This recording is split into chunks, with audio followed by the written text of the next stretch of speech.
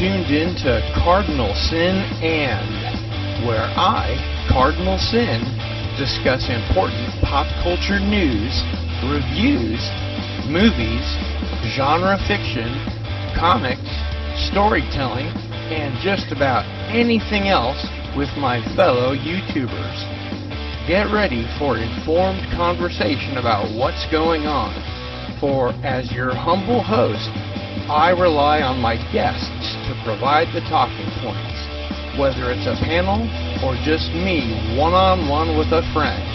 So get ready for Cardinal Sin And.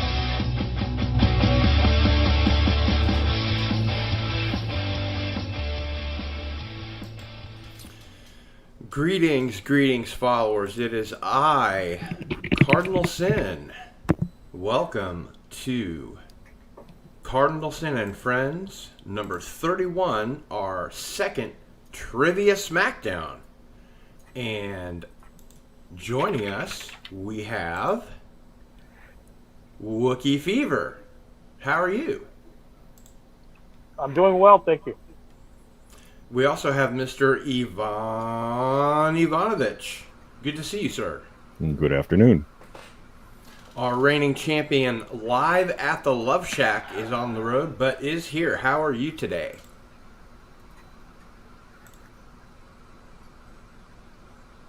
Still a little shy. Ted, the old Star Wars nerd. Good to see you. Hey. Hi, Good to be here. Mr. Tim Possible, greetings. Hello there. And we, of course, have the Time Prophet. Hello. Good to see one and all. We will wait just a little bit to make sure that anybody else that wants to roll in has a chance to do so. And while we wait, I am going to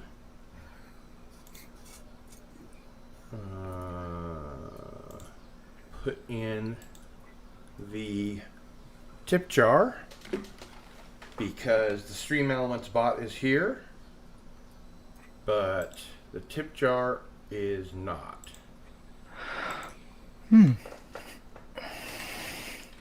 Hi, Tim. Hello there. Hello, Wookiee Fever. Hey, my friend, how are you doing? I'm doing fine. Excellent. What's up, Ted? It's been a while. Hey, good to see you, Tim. Me too. So if for any reason, if you enjoy the content, if you would like to buy me a coffee, tip me $1 or $2, you may do so there. And welcome, Miffy. Well, gentlemen, I'm sorry for the noise in the background, but this is that's work. okay. This is the first work Sunday in 7. And if you would like to tip me there, you may do so, and it is 100% secure. I don't see any credit card numbers or anything like that, so there you go. All right. So let's go ahead and get down Miffy. Greetings, panelists all. Hello. And Hello. Hello. the Time Prophet.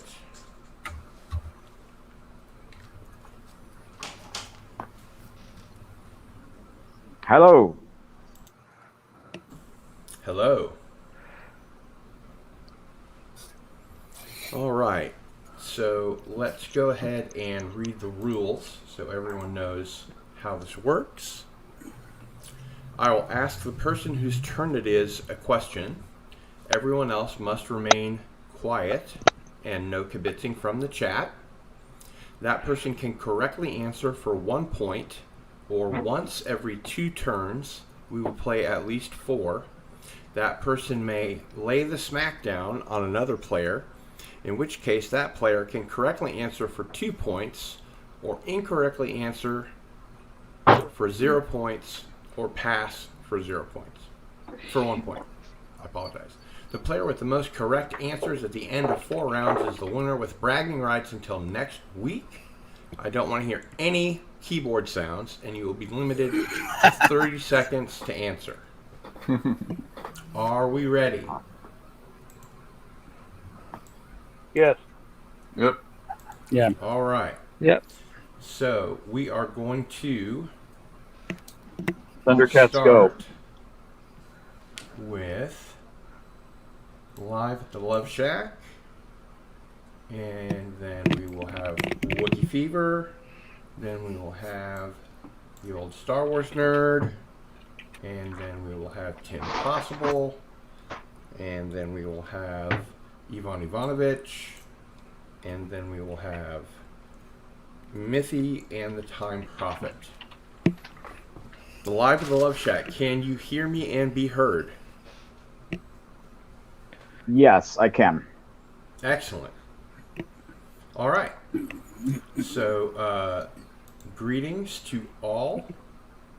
To Derivative Jill. And to Don McDouglas. And the Edge of Time. And one and all. Hello, hello. Let's get started. That's going to be an issue. If our reigning champion can't keep it together, we're going to have problems. It's the pressure, man. It's the pressure. Hey guys. Oh dear. Hello. Oh no, the Time Prophet's here. Just Normie, you have your YouTube window open? No, I have background. So, Oh dear. yeah. Okay, well, if you can turn the volume on your input down, that would be good. Let's see here. Sounds like he's ready. The Time Prophet, can you mute yourself for a second? Oh, Okay. crap. That's Okay. removing yourself from stream. You can now unmute yourself, Okay. because now that he's removed himself from the stream, it's not really relevant. That was really loud. It was really loud.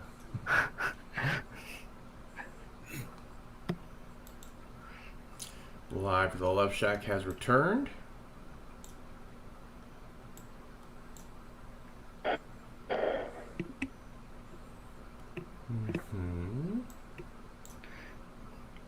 I hope he can get a good connection. I was listening and watching a lot of last week, and he did real good. He did. He won, in fact. Yeah. Yeah, and I'm back. Yes, you are. And so is Just a Normie. How's that? That's good. All right, cool. That's I hate my good. phone. Gotcha. Yeah, because I'm in my living room. I can't, so. Okay, so were you here when we read the rules? Who, me? Yes. No, I was not. Okay. Yeah, I heard the rules. Yes. This is for Just a Normie. I will ask Okay, the gotcha. person whose turn it is a question. Everyone else must remain quiet. No kibitzing from the chat. That person can correctly answer for 1 point, or once every 2 turns, we will play at least 4. That person may lay the smack down on another player, in which case that player can correctly answer for 2 points, or incorrectly answer or pass for 1 point. The player with the most correct answers at the end of 4 rounds is the winner with bragging rights until next week. I don't want to hear any keyboard sounds, and you will have 30 seconds to answer. Are we Gotcha. ready? Cool. Whatever works. Okay.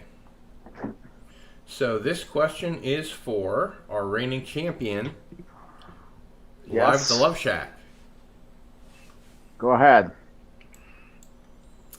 Who killed the 4 Jedi Masters? Sassy Tin, Mace Windu, Kit Fisto, and Agent Kolar.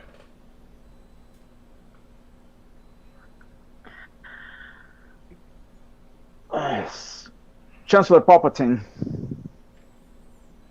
The answer is Darth Sidious. Hey, wait a minute. That's not incorrect. Remember last week?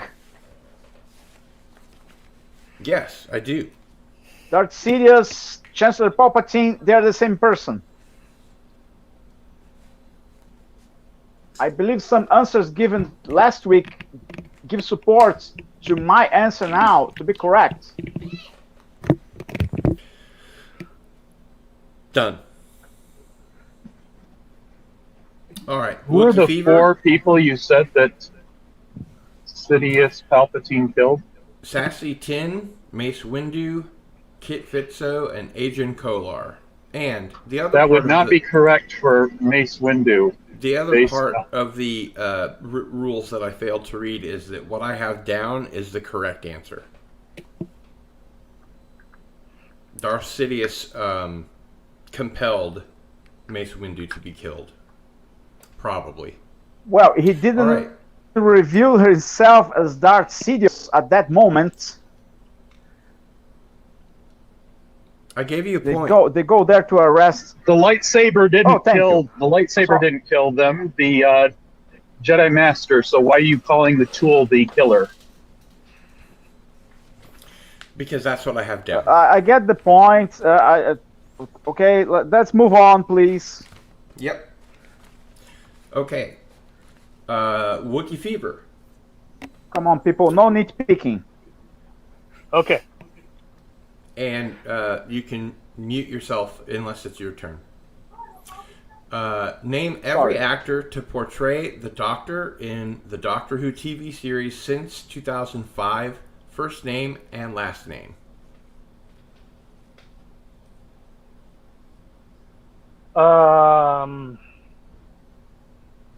And Since don't forget, 2005. yes, and don't forget, even as early as it is, everyone has a smack for the first 2 turns. Once you've used your smack, you can't use it again until Okay. the third turn. Okay, so it was Chris Axelton, David Tennant was the second one, Matt Smith, then Peter Capaldi, and now we have Jodie Whittaker. Any more? Oh, yeah, John Hurt and Any Joe more? Martin. Okay, any more? Oh, that's all I got from 2005 till now. And David Bradley.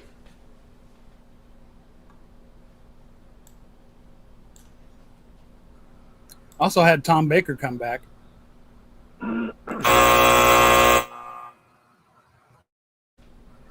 All right. So now we have Ted the Old Star Wars Nerd. Yes. This question is for you. Okay. I'm nervous. Superman's red cape isn't only a stylish and memorable accessory, it's part of his history. Who originally made his cape? His mother,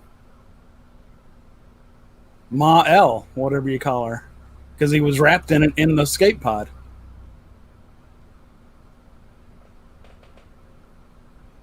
Is that your final answer? Yeah, because I can't remember her name. I know you got Jor-El and Ma. Martha Kent. But he was wrapped in it in the escape pod. That's not the one that he wore. Okay. All right. This one is for Tim Possible. Richard Boone played the part of Paladin, a gentleman gun for hire in Have Gun, Will Travel. If you wanted to hire him for a job, in which city would you find his office, assuming it hadn't burned down? I have no idea.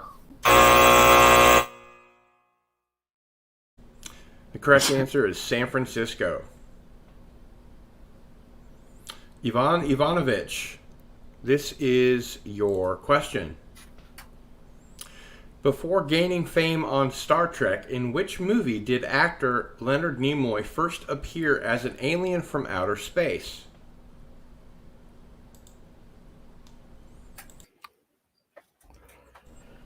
I will smack that down to Live at the Love Shack.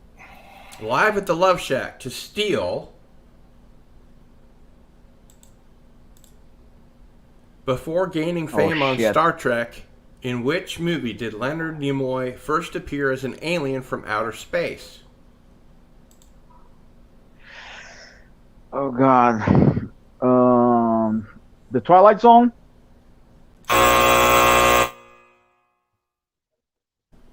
The Zombie Vanguard. Okay. And Ivan has used his smack. Yvonne, pardon me. All right. Next question is for Mithy. What is the name of the Wookiees' homeworld?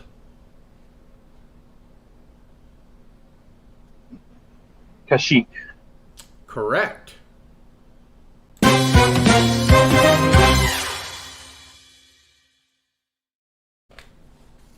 Yay! All right. And now we move on to the Time Prophet.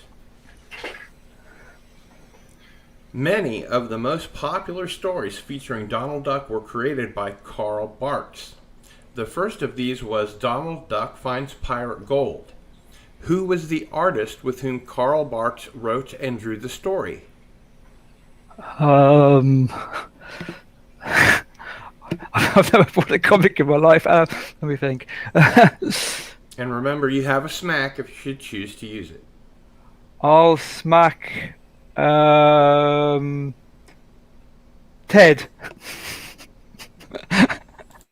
Well, you get the point because I got no clue on that one. Unwise to smack Ted the old Star Wars nerd with comics, but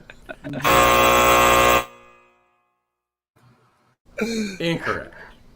So that means that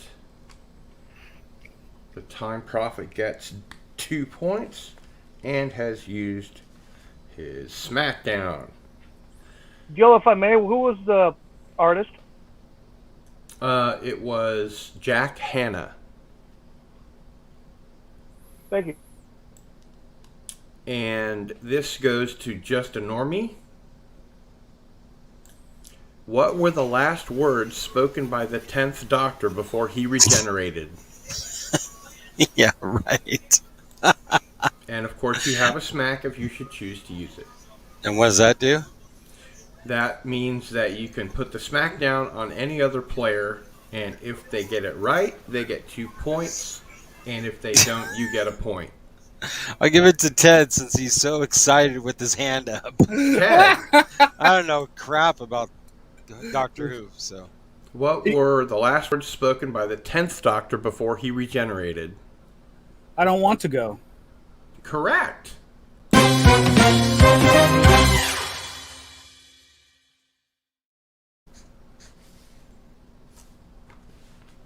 All right, and we're back to Live at the Love Shack. This is round 2. Your question is, Hugh O'Brien starred in this Western about a legendary lawman of the frontier. What series was it? And you still have Masterson. The Life and Legend of Wyatt Earp. Wow. That was close. Next question is for Wookiee Fever. Alrighty. Wookiee Fever, this is your question. Goody. Originally, the creators of the show intended for Spock to be from Mars. Later, however, they changed it to Vulcan. Why? And you have a smack.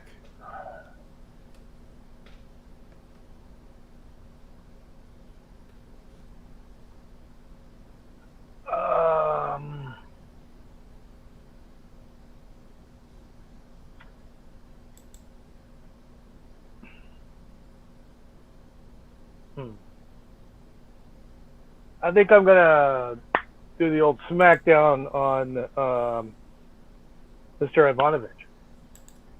Ivan Ivanovich, to steal. Originally, the creators of the show intended for Mr. Spock to be from Mars. Later, however, they changed it to Vulcan. Why? Well, I'm going to guess that was because of Mariner 1. Can you be more specific? Well, because it photographed Mars and determined that there weren't any civilization on it.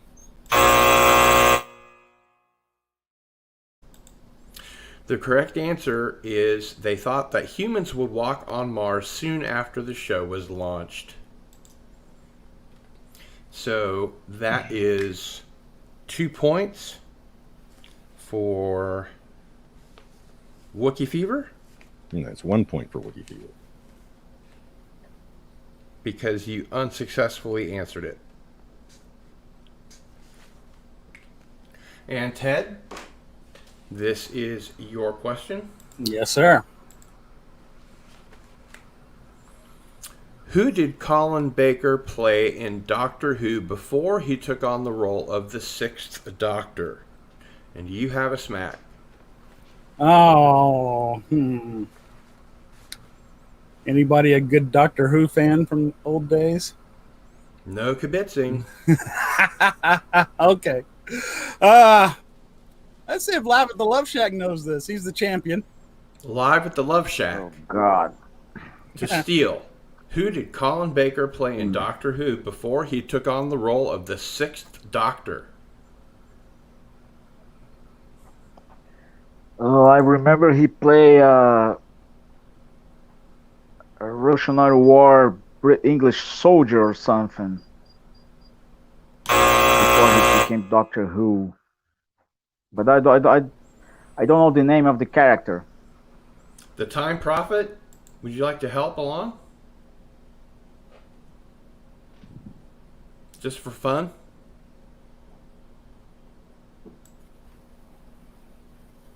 I don't remember the name of the character, but I remember the character. What was the character? It was one of the guards on Gallifrey. Commander Maxill in Arc of Infinity.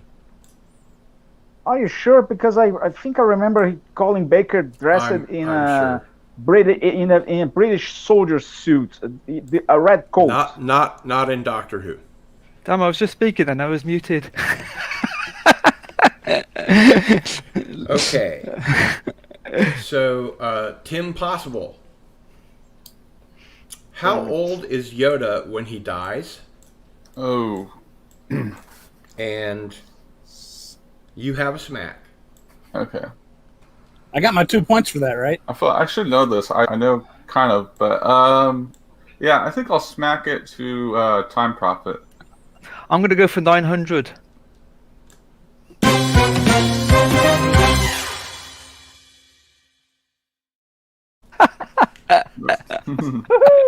There you go.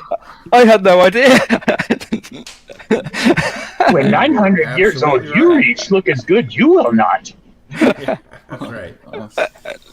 Okay.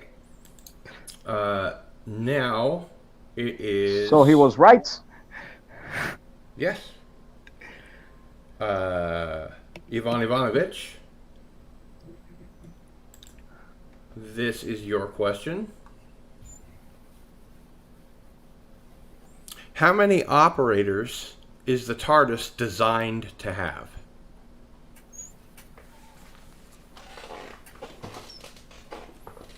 You have used your smack for this turn. Yeah, so I'll just have to guess 2.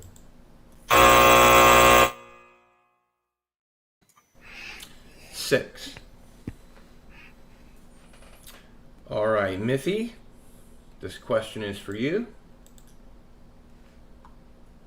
The villain Deadshot is often portrayed as an assassin for hire, wearing a red jumpsuit, trench coat, and a metal faceplate.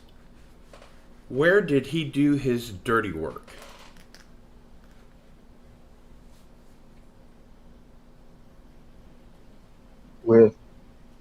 Okay, we're gonna guess. So going for the buzzer, Gotham City. I'll accept that.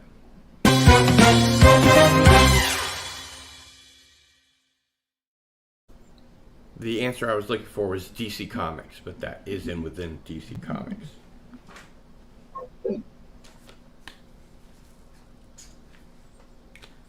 All right.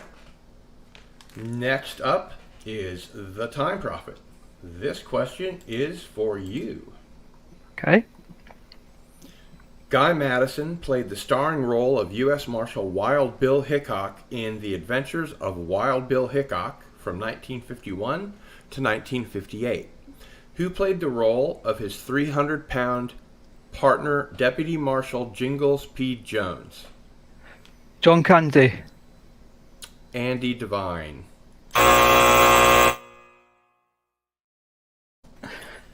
All right, Just a Normie. This one is for you.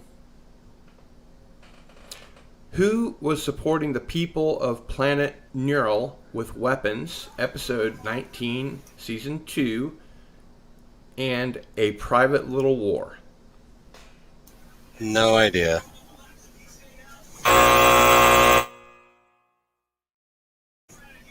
Anybody else? Just for fun? The Klingons. Correct. All right. Now we go back to Live at the Love Shack, and everyone has a smack. Live at the Love Shack. What was the name of the fictional council estate where Billy Piper's Rose Tyler lived?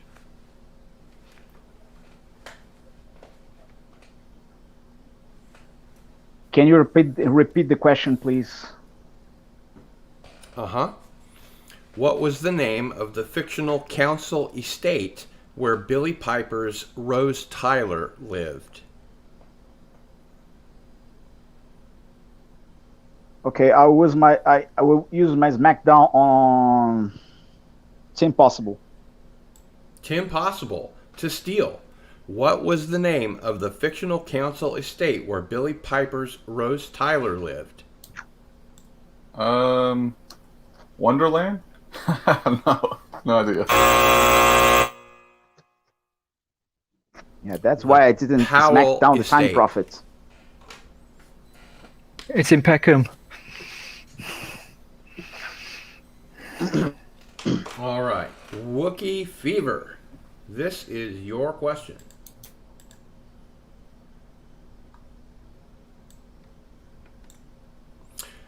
Famous Funnies is considered the first true comic book. Who published this landmark series?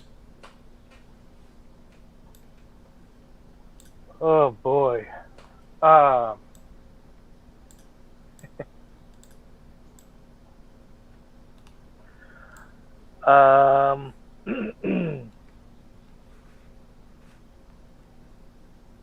And you have a smack if you should choose to use it.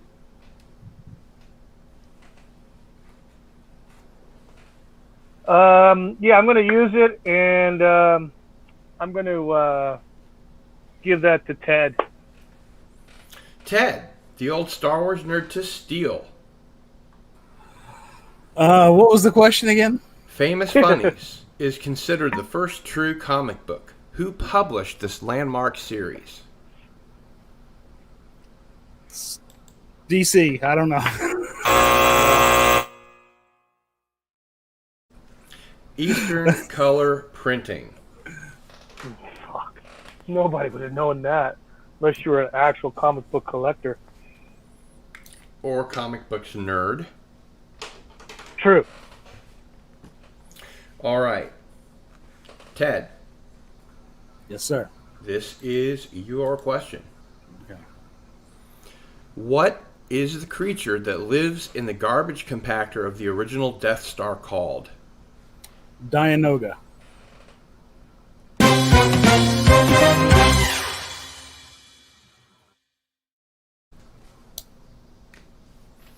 Tim Possible.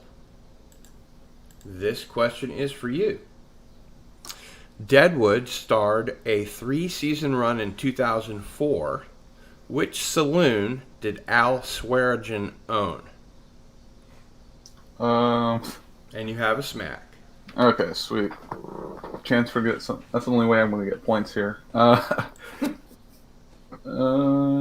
Just ignore me. I'll smack it at just ignore me. Just ignore me. To steal, Deadwood starred a 3-season run in 2004. Which saloon did Al Swearingen own? Good luck with that. No idea.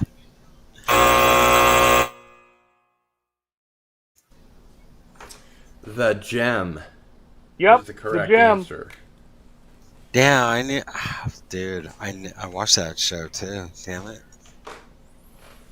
All right, Ivan Ivanovich. This question is for you, and you have a smack. Which classic Doctor has encountered the Cybermen, but has never had a Cyberman story of their own?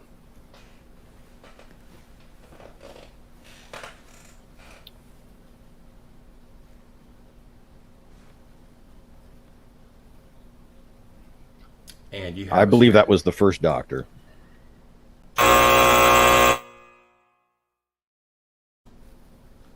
John Pertwee, the third Doctor, is the correct answer. All right. Mithy, this is your question. Who is the first mutant animal seen?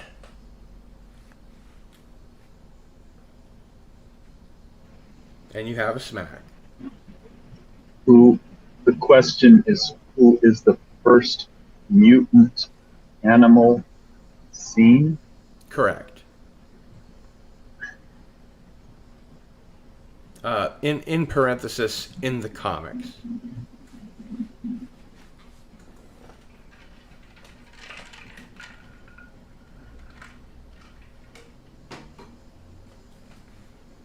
This is probably something buried in my head, so someone could use points. Would you like to use your smack? I don't know who's suffering from points. Let's see. Live at the Love Shack has 3. Wookie has 4. Ted has 3. Tim has 1. Great. Yvonne has 2. Mithy has 2. The Time Prophet has 4. Just Normie has 0. Well, Don't pick me, man. don't pick me. you. No. I was about to. Jesus Okay. Christ. Oh, don't Tim throw him into that Possible. briar Pity on patch. me. Tim Possible. Don't throw him into Ow. that briar patch. Ow. Tim Possible, if you try it. I'll try it. Beast?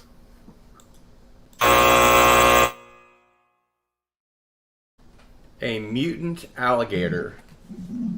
No, I would have got it wrong anyway. I thought it was Teenage Mutant Ninja Turtles. Well, we're specifically into. If you were talking comics, here. were you talking something in the Marvel Universe, right? Yes. Without trying to go into nitpicking. Yeah. Although this was probably before the Teenage Mutant Ninja Turtles. In any case, the Time Prophet. This is your question, and you have a smack. Groppler Blank was the bandy leader who was negotiating with Picard on having a Farpoint station on Deneb 4. Groppler Blank. Oh dear, it's such a long time since I've seen that And episode. you have a smack. I'm going to smack Wookiee Fever. Wookiee Fever. To steal.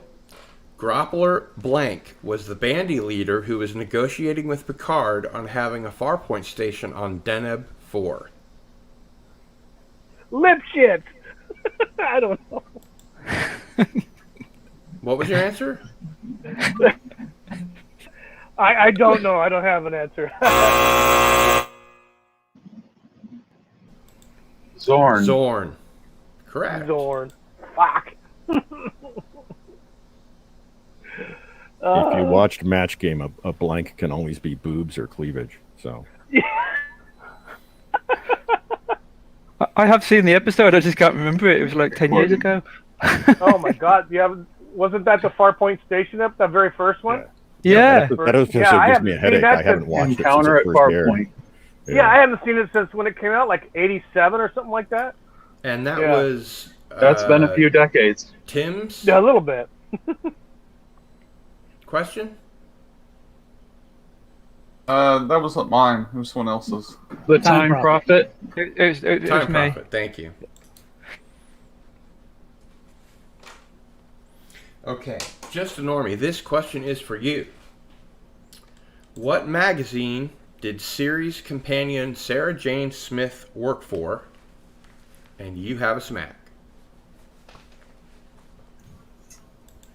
I have no idea, but I'll give it to.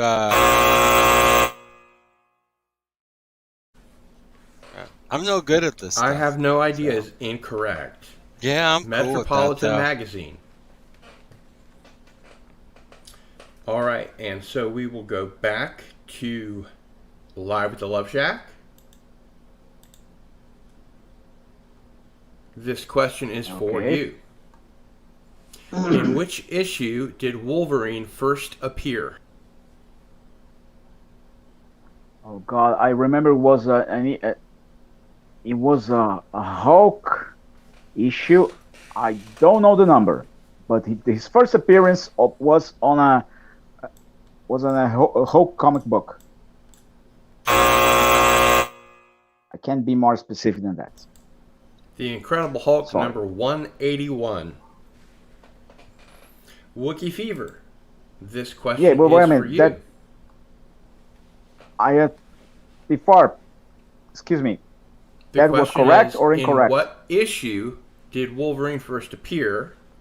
You said it was a Hulk issue. Comic book. And the correct answer is The Incredible Hulk number 181. Wookiee Fever. This question It was a is correct for you. answer. No, it was an incorrect answer. Oh.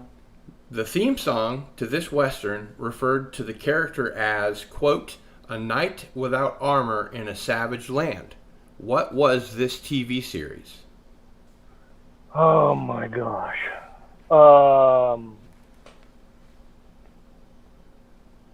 Wow.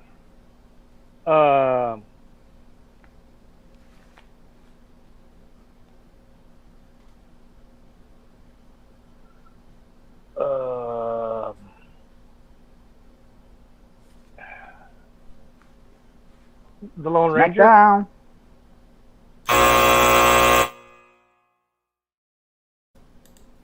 The correct answer was Have Gun, Have Will gun, Travel. will travel. Says the card of a man. Oh, man.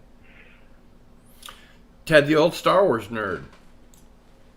This question is for you. Yes, sir. What is the meaning of the ancient Hebrew lettering written on Darth Vader's chest piece? No idea. I thought it was just like directions, like up, down, left, right. I don't think I've ever looked into that.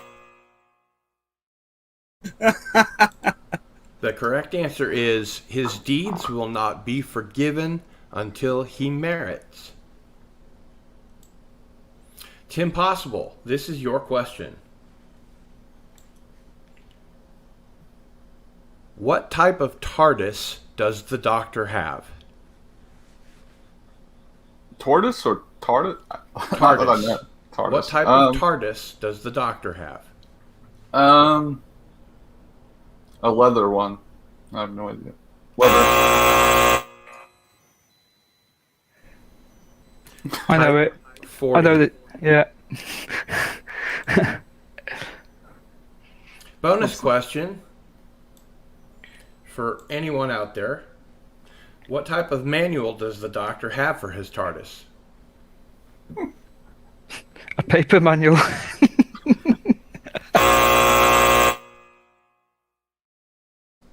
Type 39.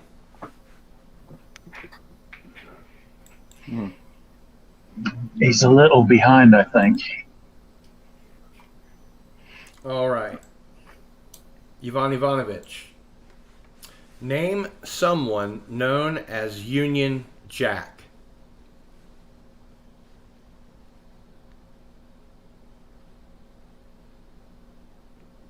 And of course, you have a smack. Yeah, I'll smack this one to Wookiee. To steal, Wookiee Fever. Name someone known as Union Jack.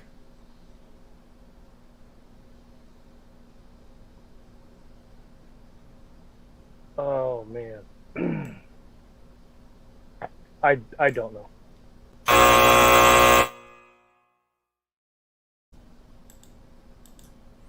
I would have accepted Lord Montgomery Falsworth, Brian Falsworth, or Joseph Chapman.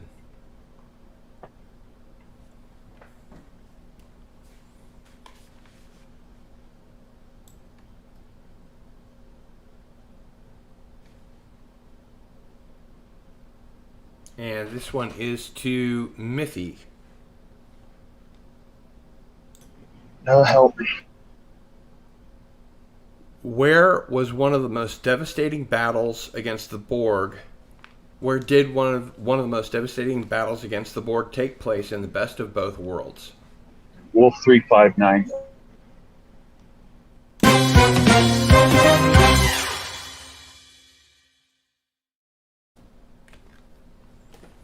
The Time Prophet.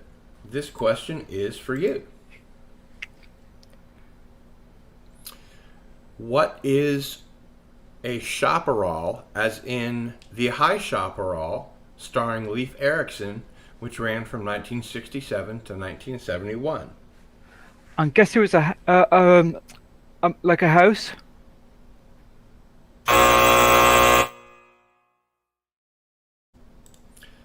A bush.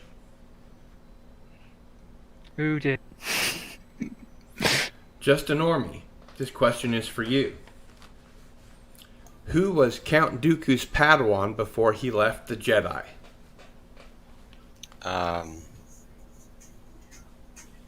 Shit. And you have a smack. Oh crap! It's on the tip of my tongue.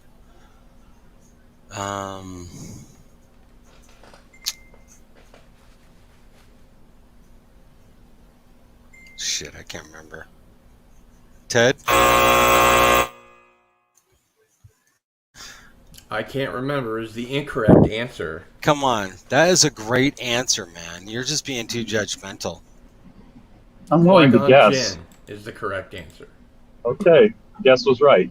Who's the correct answer? Qui-Gon Jinn. Okay.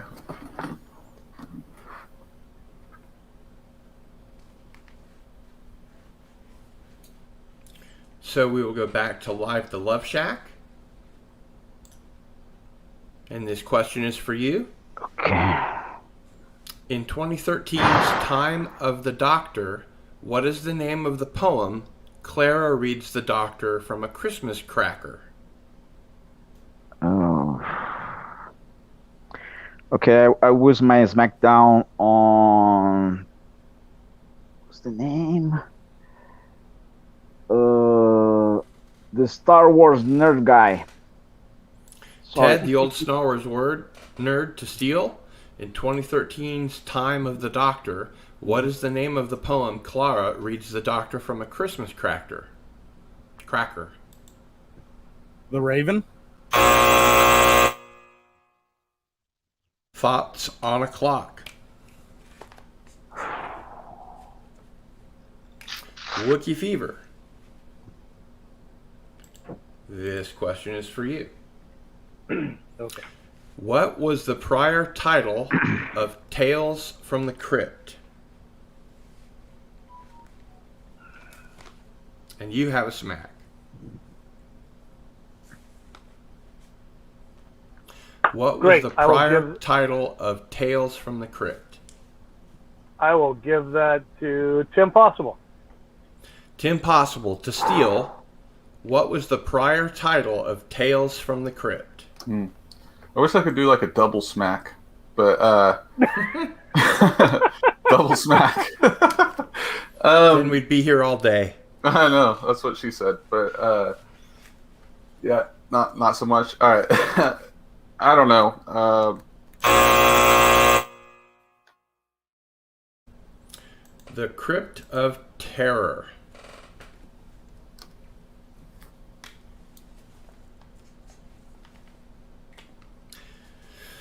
Ted. Yes, sir. This is your question. Okay.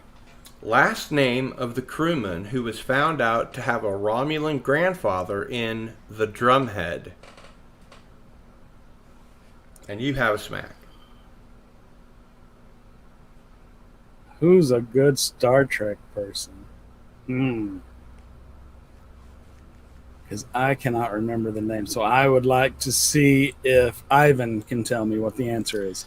Ivan Ivanovich. Last name of the crewman who was found out to have a Romulan grandfather in The Drumhead to steal. This is TNG, so it's not really a Star Trek question. Johnson.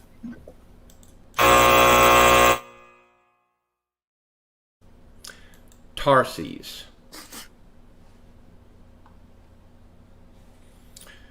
Tim Possible.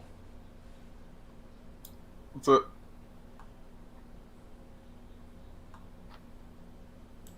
Yes? Oh, nothing. I was just laughing, Aaron. I didn't say anything.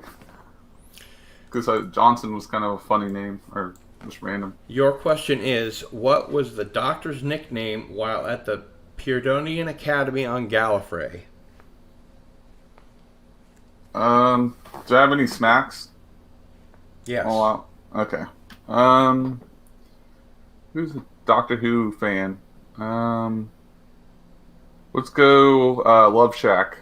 Live at the Love Shack. Live at the Love Shack to steal. What was the Doctor's nickname while at the Puredonian Academy on Gallifrey?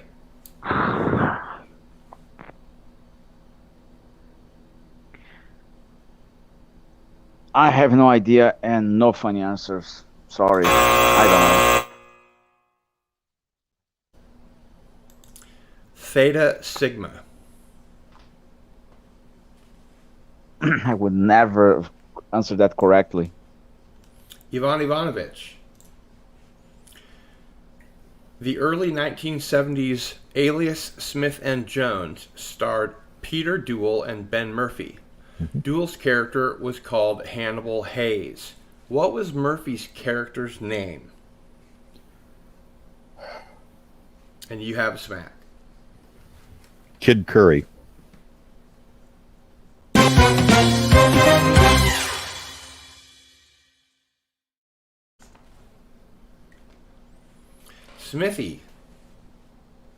Mithy. Sorry. I was thinking Smith and Jones. This question is for you. Who was the Jedi Master that ordered the creation of clones? Jedi Master Cypher, yes.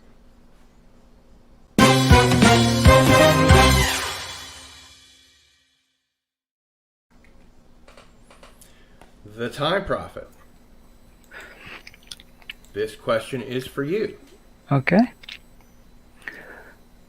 Who drew the first Batman story? Ditko.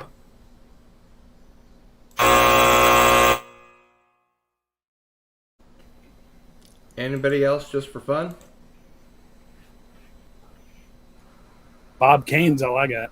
Correct. It's enough, apparently. Right. Just ignore me. This question is for you.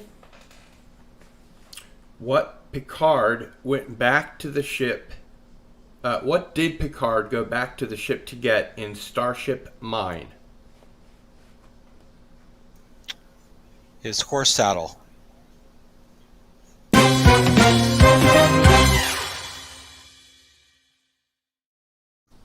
That was a pure guess.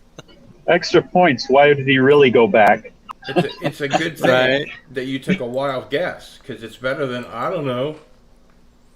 Hey, I like my I don't know, Cardinal Sin. So hey, there. You can have your I don't know. It's cool, Jeez. Man. So judgmental, man. But if you take a guess, you might be right. Life to Love Shack.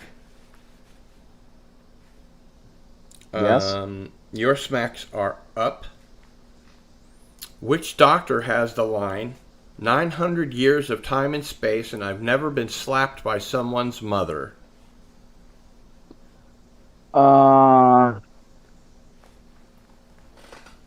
Eccleston.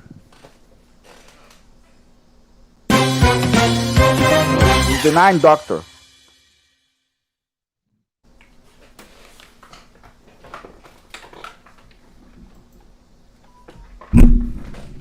I was so enthusiastic I dropped my mouse.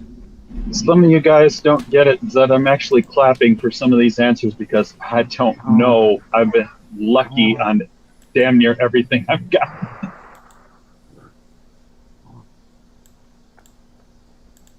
Greetings, Okay, Rob my answer Thunderheart. is the Ninth Doctor. Hey And guys, that was correct. you made it. Yeah, you got it. He took Eccleston. Wookiee Fever, this I forget his question first is name. for you. What's his first name again? Christopher. Oh, thank you.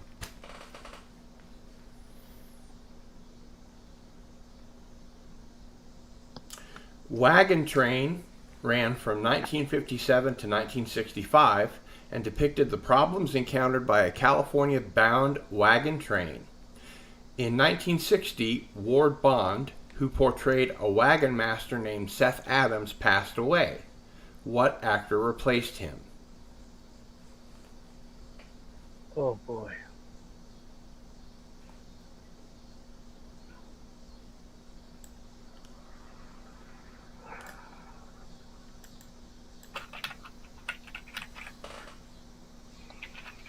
Don't want to hear any keys clacking. Oh man.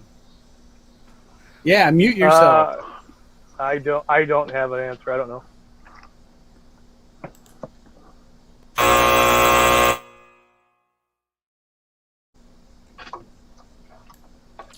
The correct answer is John McIntyre. Ted, the old Star Wars nerd. Yes. This question is for you. Okay. In many forms of media, Batman's cape has been proven to have what unique trait? And you have a smack. You could say it's bulletproof. You could say it's bulletproof. It also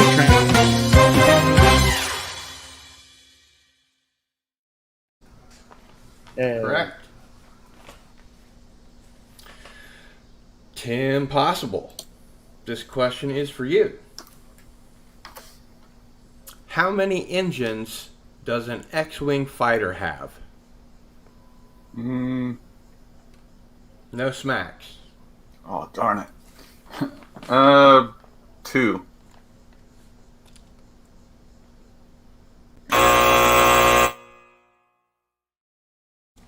Four.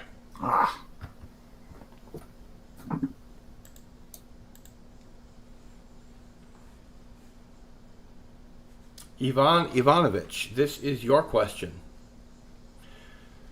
Name the episode in which we meet Kyle Riker, who ends up getting close to Dr. Pulaski.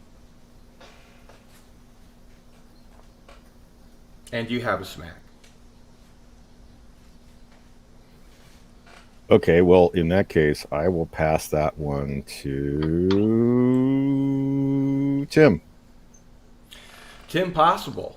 Name the episode in which we meet Kyle Riker, who ends up getting close to Dr. Pulaski. Episode 7. The Icarus Factor. Darn. The actor who played him, well, I shouldn't say that because it might be a question later. No, go ahead. The actor who played him was previously a regular on Dark Shadows. I didn't know that. All right. For Mithy, this is your question. How much did the Tardis used in the 2005 series fetch when it was auctioned in 2010?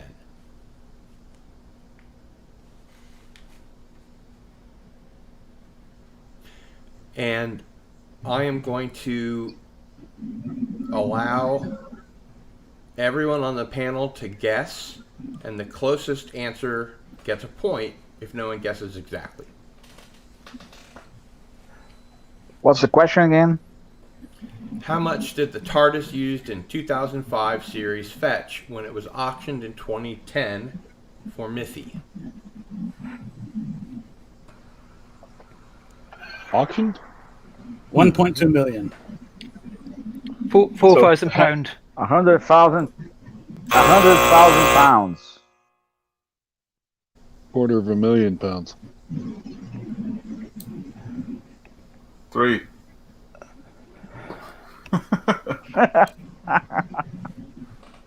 42.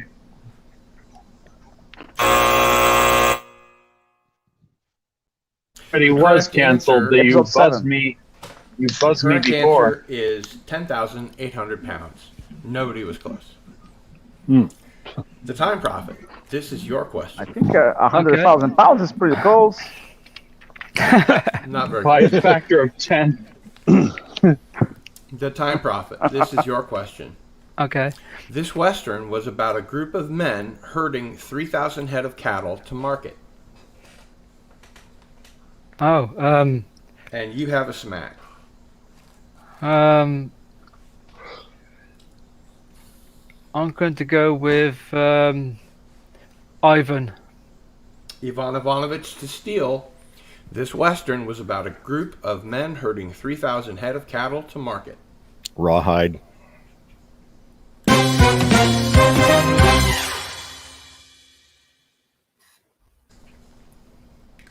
Correct. Just normie. This is your question. After the murder of his parents, Bruce Wayne, aka Batman, traveled the Orient for many years, studying in various monasteries. Which philosophical and martial arts training did he derive the most from? Nietzsche.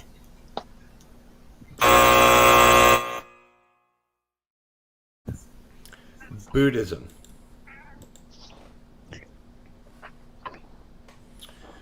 And we are back to Live the Love Shack.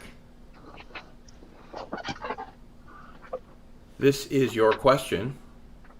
You are out of smacks. What race does Admiral Akbar belong to?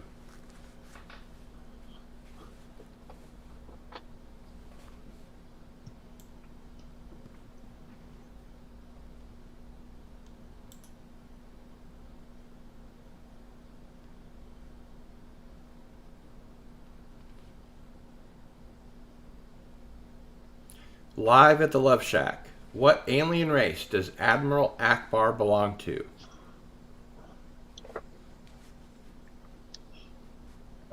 You're either muted or frozen or both.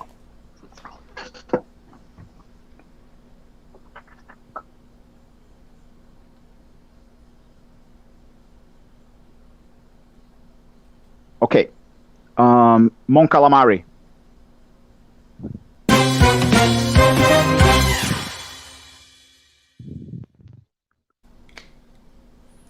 Wookiee Fever.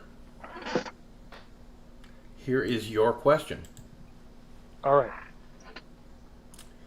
In Tapestry, Q allows Picard to see what his life would have been like had he not gotten into a fight in his youth. What was the last name of the captain of the Enterprise in this alternate reality?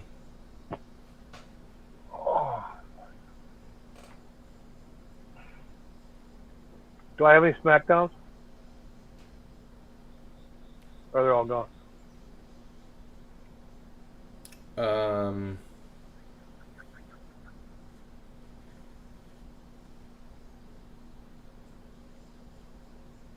No, you're out. Okay. I don't know. Oh. They didn't give a name. Thomas Halloway. Correct. Really? Really? He asked Data who the captain was because he didn't know either.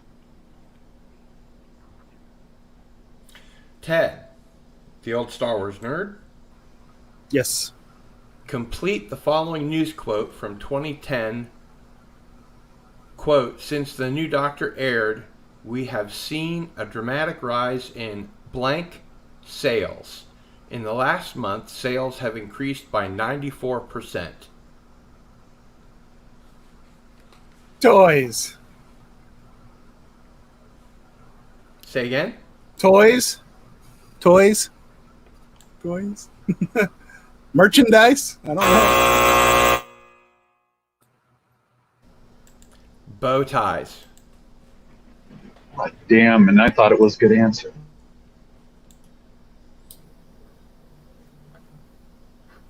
Tim Possible. This question is for you. You are out of smacks. When the Barclays of, quote, the Big Valley needed the law enforced, who did they call on? Ghostbusters. Who are the Barclays? Who are they? Sheriff Fred Madden. I don't know. What's that? What fandom is that from? Sorry. The Big Valley. Westerns. I think it's a 60s Western. I think. Correct me. Anyone can correct me. It's the favorite Western of gay people, by the way. So, Yvonne, you have a smack. Slam Bradley is a private investigator who first operated out of Cleveland, then moved his base of operations to New York City. Where did his adventures see print?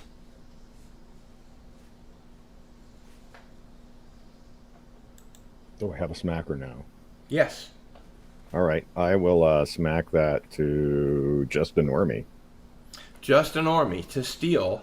Slam Bradley is a private investigator who first operated out of Cleveland, then moved his base of operations to New York City. Where did his adventures see print? Pandora.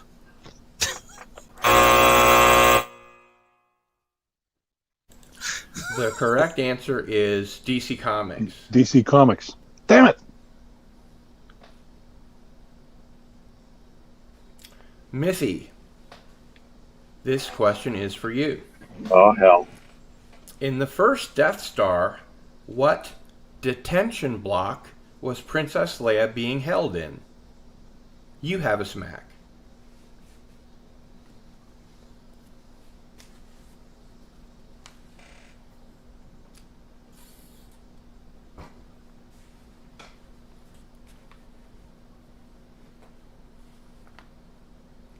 Okay, I'm guessing 1138.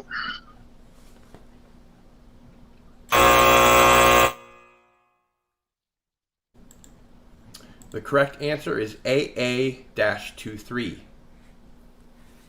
There's a great Robot Chicken sketch where the guy on the other end of the intercom argues with Han over whether there's a reactor in that blog. The Time Prophet. All the things I know, and I do not know enough. This question is for you. Okay. One of Picard's archaeology professors, this man was on a chase to find out how life began in the universe in The Chase. Is this the new series of Picard? Because I haven't watched it. No, this is Star Trek The Next Generation. I don't ask questions about Star Trek series that aren't canon. Oh, good. Oh. I still You haven't have got a smack. Oh, I have. Great. Who doesn't know the answer? I'll go with. Be careful what you wish for. I'll go with Miffy. Missy. To steal. One of Picard's archaeology professors, this man was on a chase to find out how life began in the universe in The Chase. Professor Galen.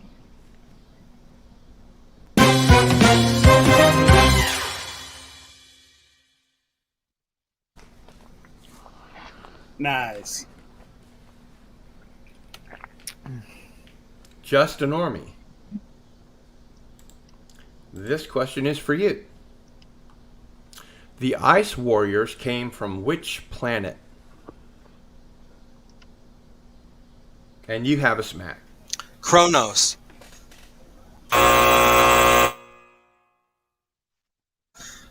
The correct answer is Mars. Now we return to Live to Love Shack, and everybody has another smack because we are past round 4. Shit. Okay.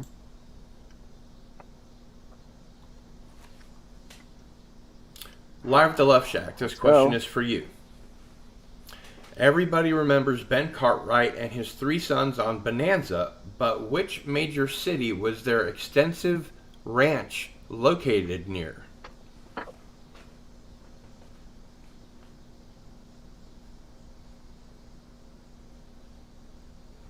Denver?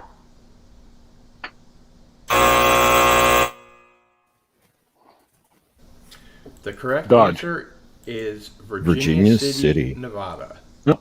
Okay. I've actually been there in the last 6 years. Oh, It wow. is an actual city? Oh yeah. Yep. Oh yeah, absolutely. Wow. Okay. It's Wookiee not. fever. It's Another thing not I don't very know. big, This question is for you, but it's the county seat. Okay. and you have a smack. Which comic book marked Venom's first full appearance?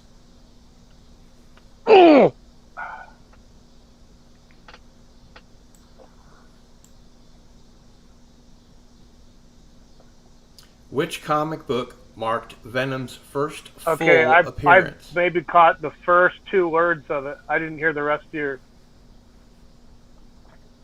Which comic book marked Venom's first full Okay, appearance? could you repeat that, please? There was some breakup.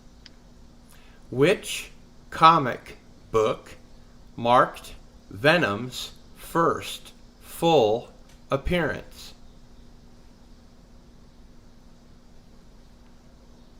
And you have a smack.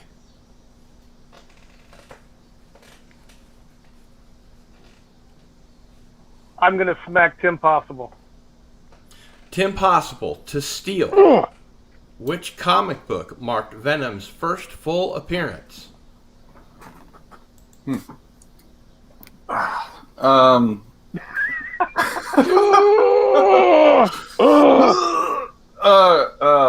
Number 7. Can I help? Anybody who wants to. Can I Amazing Just for Spider-Man fun. 300. Can I give him a clue? No, Amazing Can I give him a Spider-Man clue? 300, that's correct. Amazing Spider-Man 300 is correct. Just for fun. which was the 25th anniversary issue of anniversary of Spider-Man. Ivan Ivanovich, this question is for you. And you have a smack. What did Han and Luke ride on in the snow while on Hoth? Tauntauns.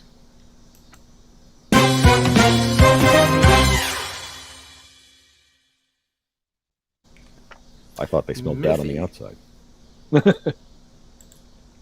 This question is for you. To what planet were the Davidians in Time's Arrow going back in time? And you have a smack. Narendra 3?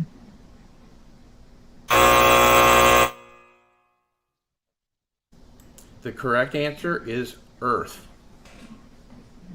Oh, I listened to the question wrong. Fuck. The Time Prophet. Okay. This is your question. What is the home planet of the Slitheen? Oh, Microtorius or something. I can't pronounce it.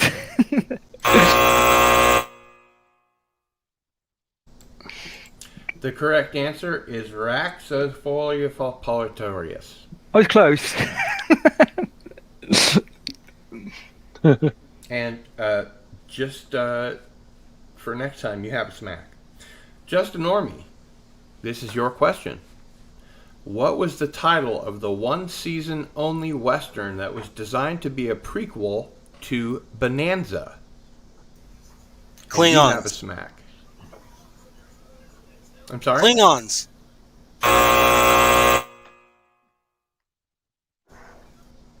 The correct answer is Ponderosa. Alive at the Love Shack. Yes. This is your question. Whom do the X-Men discover in The Factory?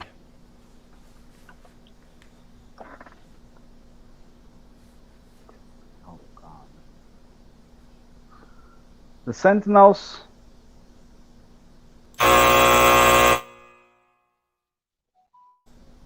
The correct answer is Black Panther.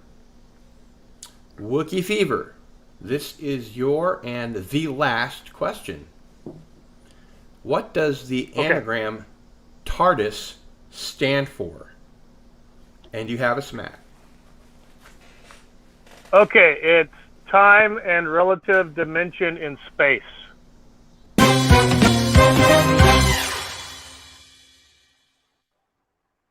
So,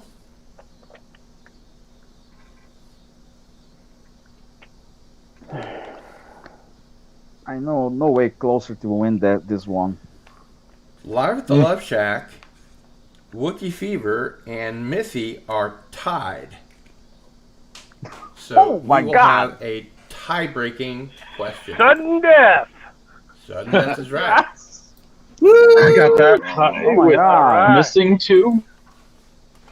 Okay. Let's do it.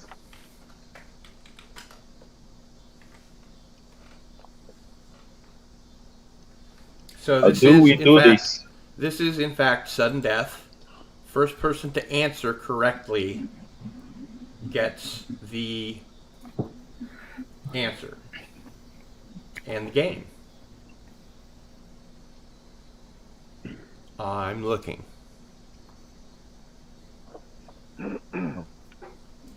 Okay.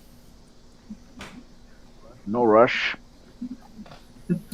Question. What was the first non-English language to win Best Picture at the Oscars?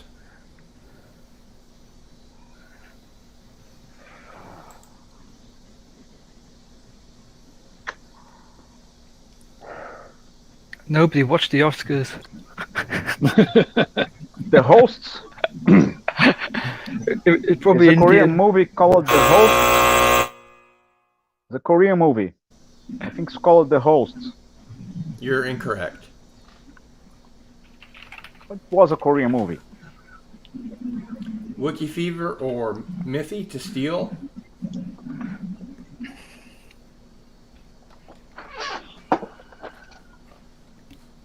Can't remember it. Then ages. Then we will go It was 2 years to another ago. question. Question. To win the game. Who was the highest paid actress of 2019 according to Forbes?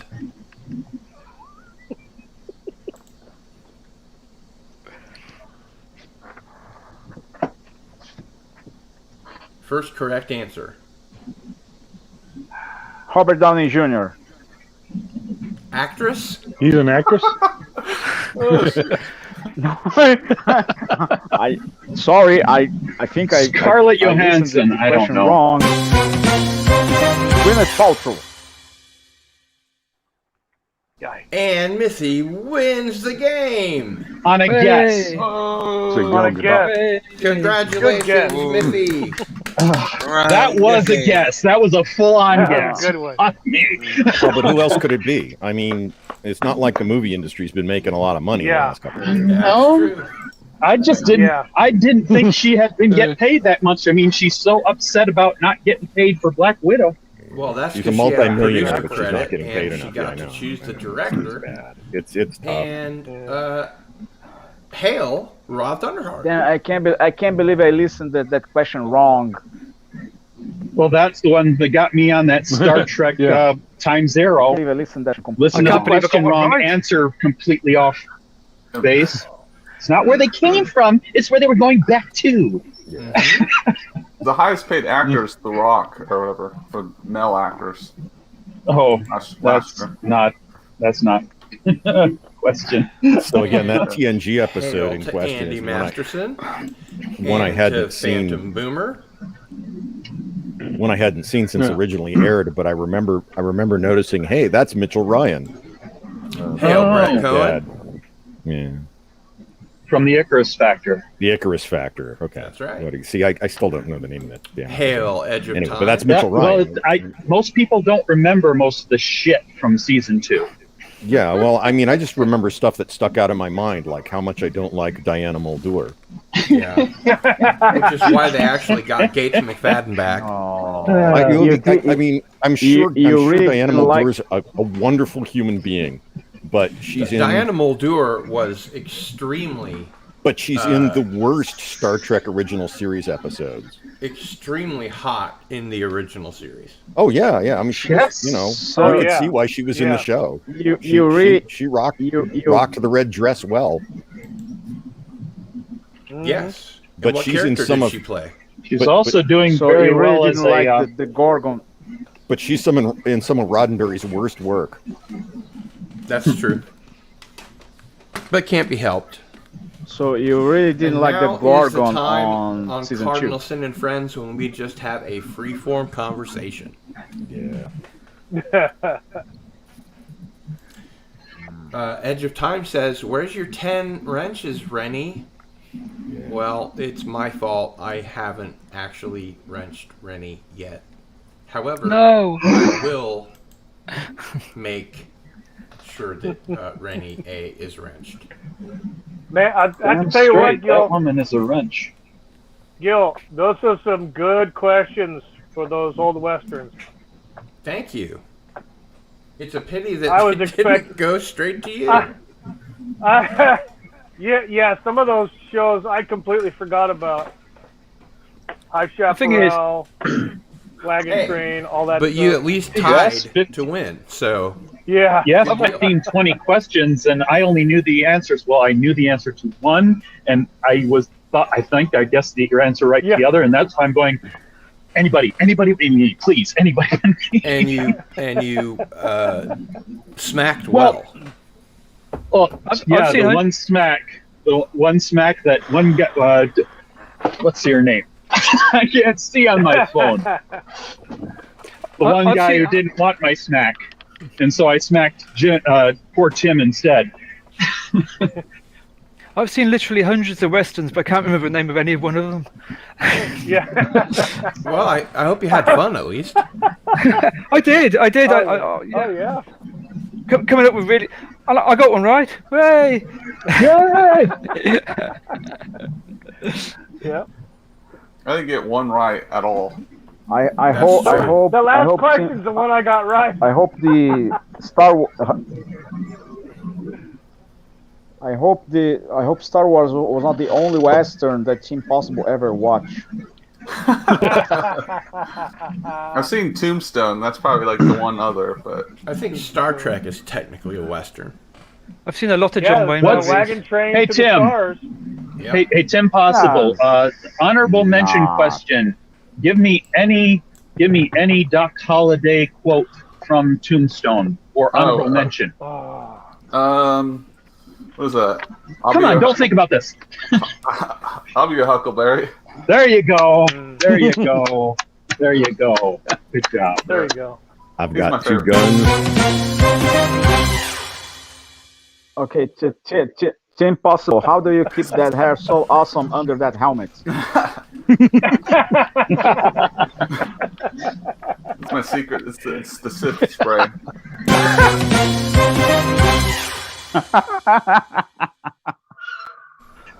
I'm on fire. Yes.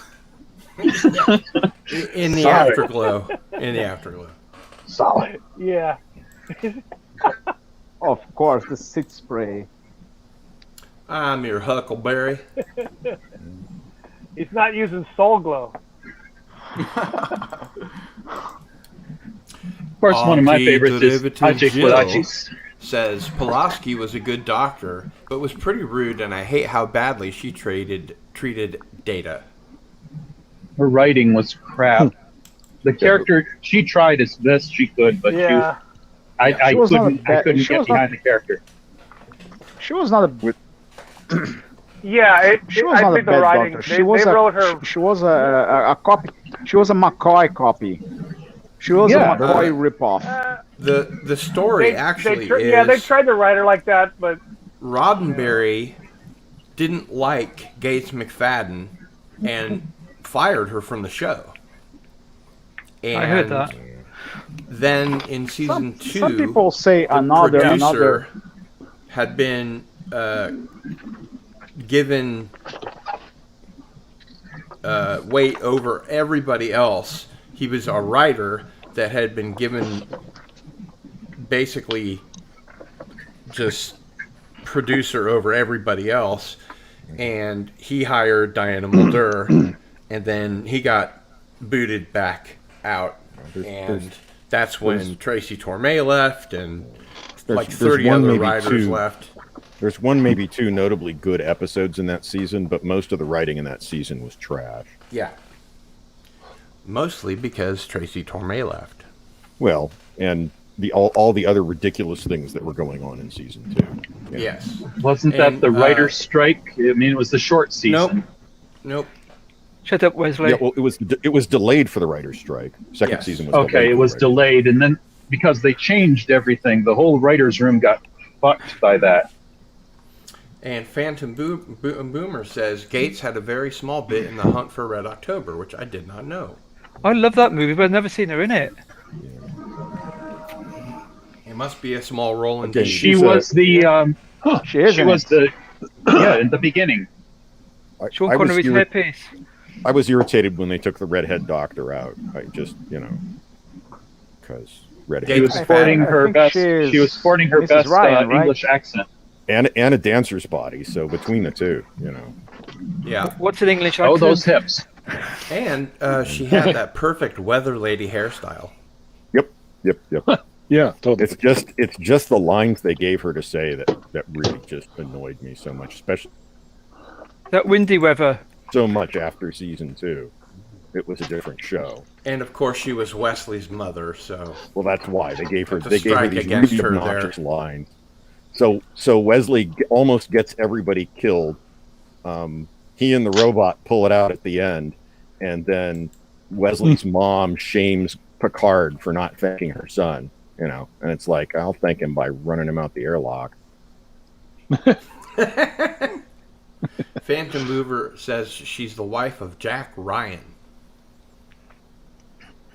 Did Jack Ryan have several wives in the book? Because her wife wasn't portrayed as English, or at least not spoken English in the presumably not Alec others. Baldwin.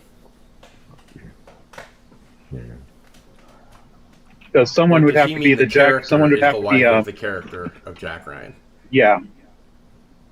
Because I did not read any of the Thomas Clancy novels. Tom Clancy. I've seen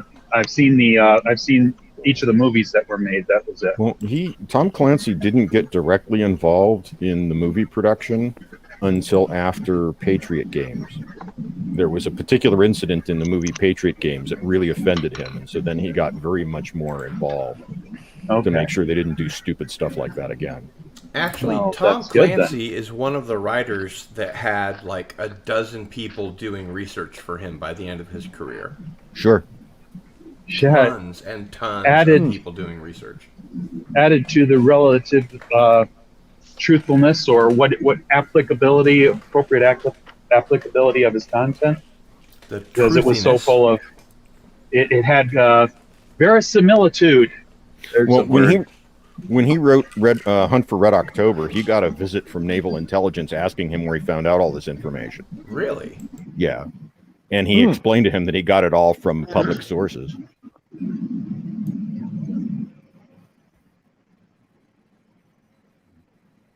He just did his research. My understanding too, though, that he had insider knowledge too. From my understanding, he had a clearance. I don't doubt it. I mean, you know people when you have a career in when you have a career in the defense industry, you get to know people. Yeah, I work in the defense industry, and some of his stuff was like, "Holy shit, dude! How'd you find that out?" Yeah. And you know, also too, I'm sure they used him for alternative thoughts on different things. Like, there's a book that he wrote and stuff about stealing the B-2 bomber by the Russians and hiding it in plain sight and stuff, dude. And so usually in those sorts of did a lot of stuff situations, with scenarios. if people are going to publish books, they have to run it past the agency for whom they had a security clearance, like the FBI or the CIA, etc. Right. If you have an active clearance, any book you write, you have to have cleared. That I didn't know. Yeah. I just thought if it involved... Yeah, that you do. You know... Yeah. Even if you're writing I know from first-hand experience. Not if that you're writing just like a novel or something like that, like... Yeah, doesn't matter what it is. Yeah, it doesn't Anything matter, you write like, for publication. Yeah. Like, I have a clearance. And so when I was in college working on my bachelor's degree, and this is during the war, around 2005 to 2007, I wrote I was going to say, during the war, paper. You don't sound that old. I'm 46. Yeah. So when people say the war, I don't remember they're the war. usually talking about World War II. So I wrote a white paper on Iran and nuclear weapons that had to be cleared before it could be published. Mm-hmm. So, and that was just for college. Mm-hmm. So yeah. So fun time.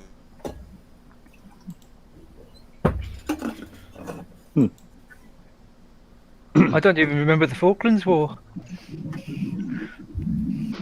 That's because you weren't alive yet. I was alive. Oh, you were? I was. Oh, okay. I'm 52. You were one? 9 or 10, maybe? 80? I was alive in What do you remember that happened at the same time as the Falklands War? Oh, no. Oh, there's a good question. Oh, there's a question. I have no idea. I just thought it might have given some context as to why you didn't know that, well, the Falklands War happened. It just wasn't a going concern for some people.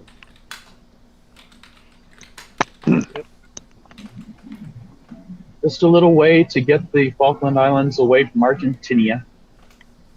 We still got them. Yeah. Andy Masterson says, I was alive during Vietnam. LOL. I was alive during part of it. He wasn't of draftable age yet, but I was alive during the part that happened. I was alive during the part that happened that they took the photo that exactly matches it in Afghanistan. Was it 1963? Yeah, I was too. But I was only around for a couple years of it, or whatever you want to call it. So, anybody have anything interesting from this week that they would like to share? Yes, I would.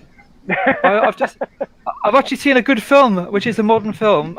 It's the film with Tom Holland and Daisy Ridley in, called Chaos Walking, and it's actually quite good. Got a vote for Chaos Walking. Chaos Walking. It's about a pile of people on the planet, and everybody can read everybody's minds. Oh, that would be. Would you testify that in court? I would, yes. If I go to court, I can testify on it. But it was actually a good film. It's worth watching. Tom Holland was actually quite good in this one. I don't like him as Spider-Man now. How was Daisy Ridley's acting range? You didn't. Wait a minute. You didn't like him as a Spider-Man? No, I didn't like Tom Holland. And you as like Spider-Man. him? No. And you like him in Chaos Walking? Chaos Walking, Daisy yes. Ridley? But my favorite Spider-Man is Nicholas Hammond, anyway. I really to question your sanity, sir. Andy Masterson knows his stuff. Daisy Ridley has a great range in this film. She has blonde hair instead of dark hair. She's just showing her range of hairstyles. So she's expanded the hair. Oh, Yes. there you go. Nice. So this week Nice. there's a YouTube channel that does history. This is his main topic, ancient history. He's an Italian and he's really interested in the history of the Roman Empire. All right, and he got dogpiled on by SJWs for making the statement that men are generally stronger than women. Uh-oh. They are. So he made a very good response. Yeah. You don't speak truth in today's day and age. That's You don't crazy. speak truth. Facts are voted out by feelings There all are day all long. kinds of feminist excuses why that's not true, even though it's true, right? Yeah. One of the funniest ones I That heard and there's was 39 genders now. one of the funniest ones I heard is that on, men there's train more, 101. therefore they are stronger. And I'm like, no, all you got to do is look at the results of any weightlifting competition, and you can see that's not true, because competitive weightlifters are all pretty much at the top of their training, be they men or women. And the last time I went through the stats, because this came up a while back, the last time I went through the stats was for the 2016 Olympics, and the top woman's weightlifter was a Chinese. Well, I'd call her a woman. She looks like a potato.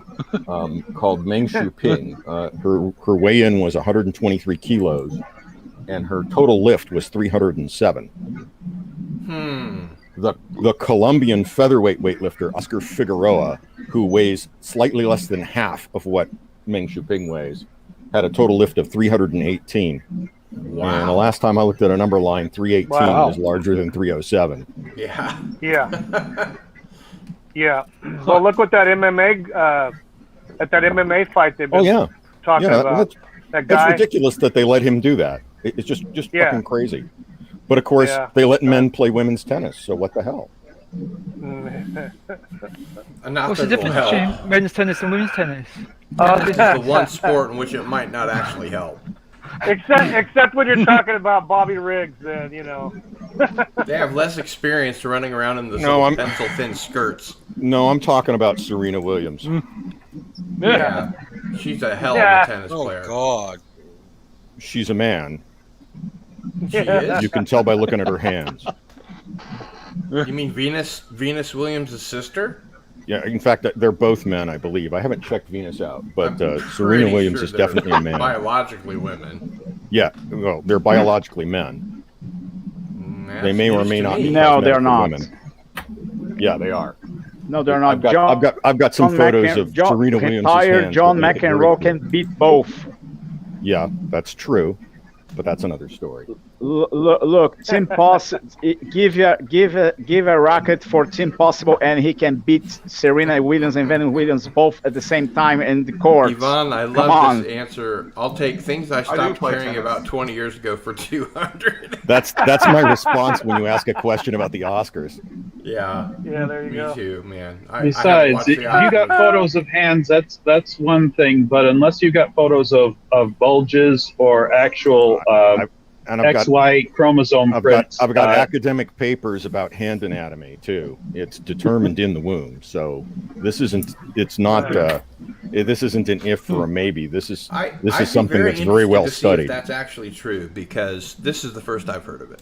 Yeah, well, I can send you a link. There's a paper out of the University of Florida, I think it is. Yeah, send me the link. Where they discussed how hand anatomy it differs between men and women, and is determined in the womb. I mean, you can tell. They even said it on Seinfeld. You can tell if a girl has man hands. What about feet? The paper isn't about feet. Whose feet? They're too big. Oh, men have bigger feet than women. She had man hands. The thing is, I would just bring up the possibility that you can definitely have women who have, just like you have the issue of, you can have all spectrums of the amount of testosterone and estrogen that the body produces. You can have women with masculine traits and men with feminine traits. but you might still have something because things like what you bring up, these studies with anatomy, it might be something to do with whether or not they actually have the Y chromosome. They might have more masculine in their genetic dominant blood, traits, so to speak. Their dominant traits might be more masculine than they should be for a woman, and it would definitely, they would be outliers in the study. Is probably the capstone of my point. But not necessarily born biologically men. But that's still, yeah. Bring up those studies. That'd be interesting to know. It would be interesting.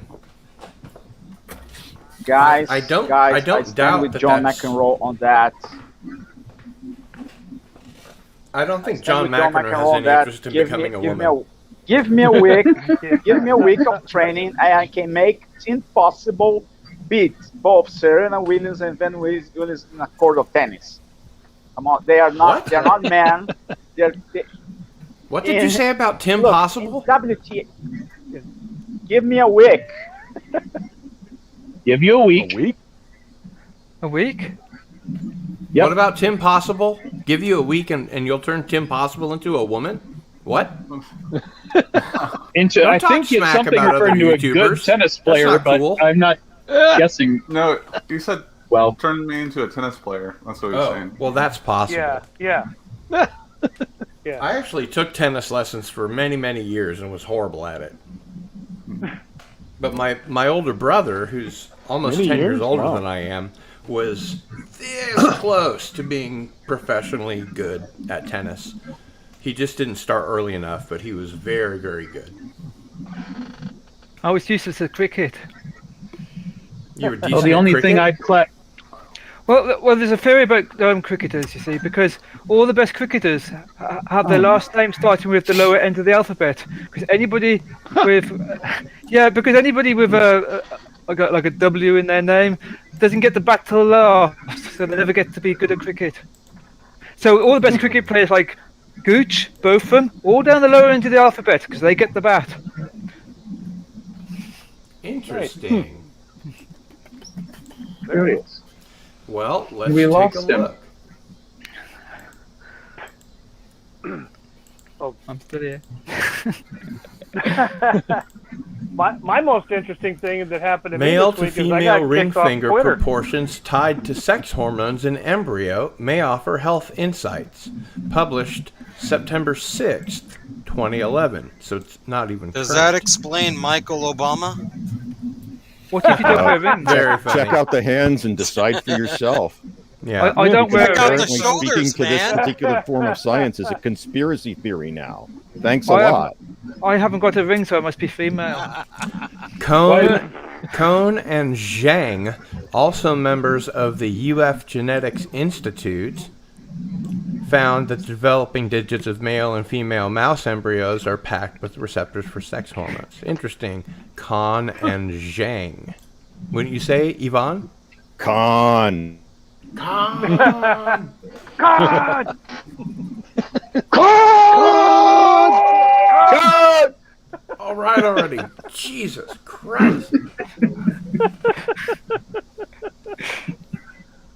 Anyway. Everybody's muted. I'm not muted. I should be, but I'm not. I'm not muted.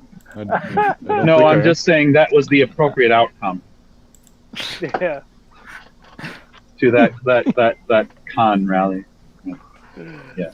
So Brett Cohen says, seriously, so slight abnormalities decide your gender? Stop with the conspiracies and stick with true science. And he goes on to say, oh, I could dig out a range of papers, but unless they're peer-reviewed and tested again and accepted, it's just a paper, not science.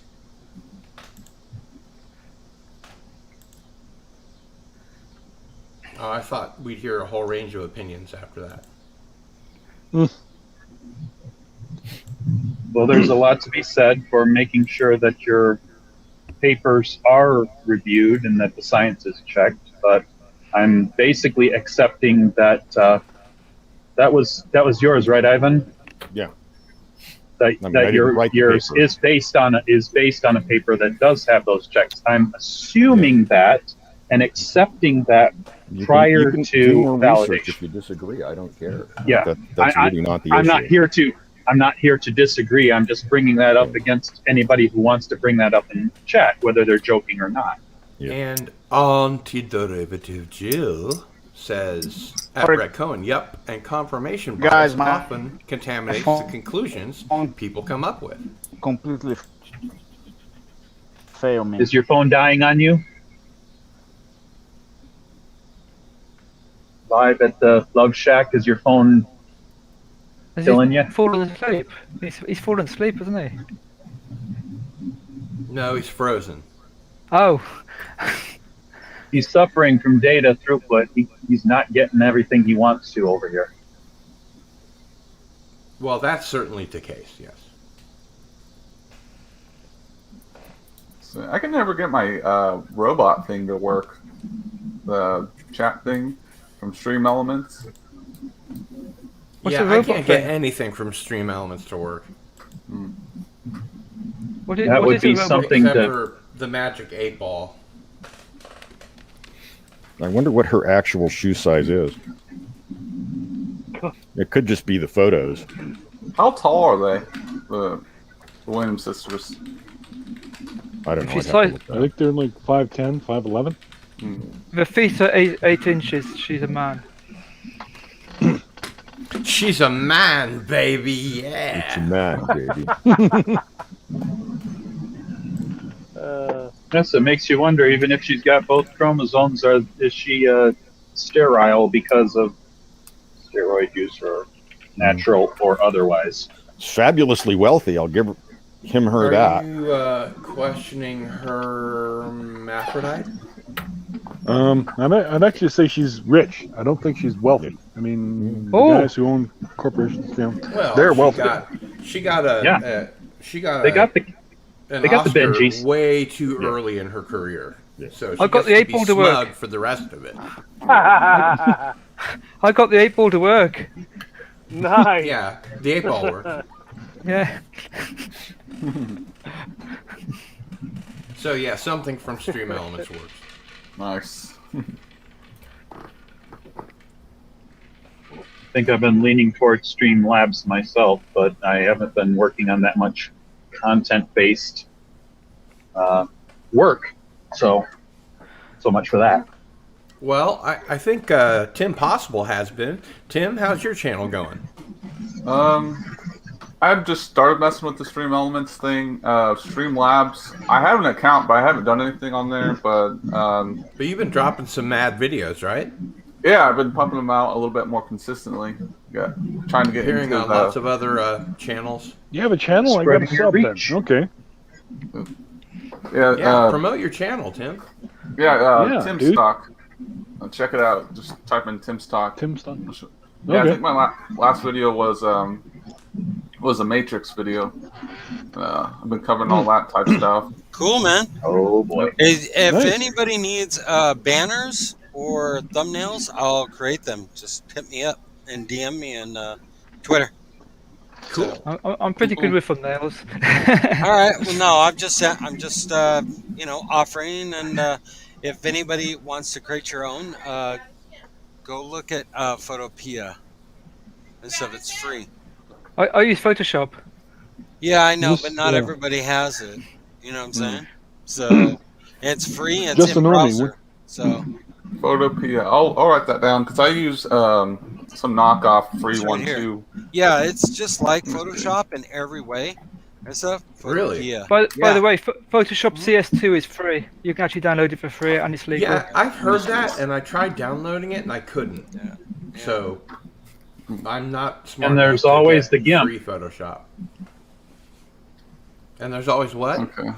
The GIMP photo editor, the Linux-based. It's got executables for most people. Oh, I'm actually ridiculously good at GIMP. I can I'm not. transfer people from one. Yeah, that's why. I've always. I been can't wear the pretty good mask. I've been really good with Photoshop, and Photopea is the closest of anything I've found that's Photoshop centric. and stuff like that. All the controls are the same. It's browser based. So.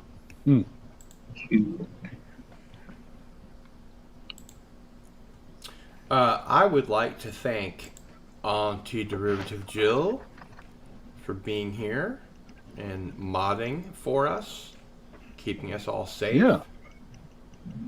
Of course, you can use the Stream Elements tip jar if you can figure out how it works. Rennie A, thank you for being here. Have a great day.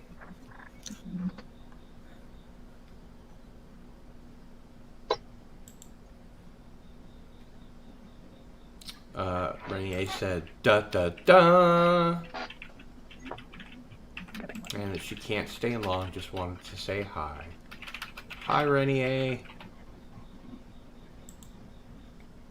Heath Barkley. Hi, Rennie. $6 cowboy. Hey, Rennie. Photoscape. Yeah, well, the Time Prophet, not everybody can afford to use Illustrator, Photoshop, and a ton of other stuff.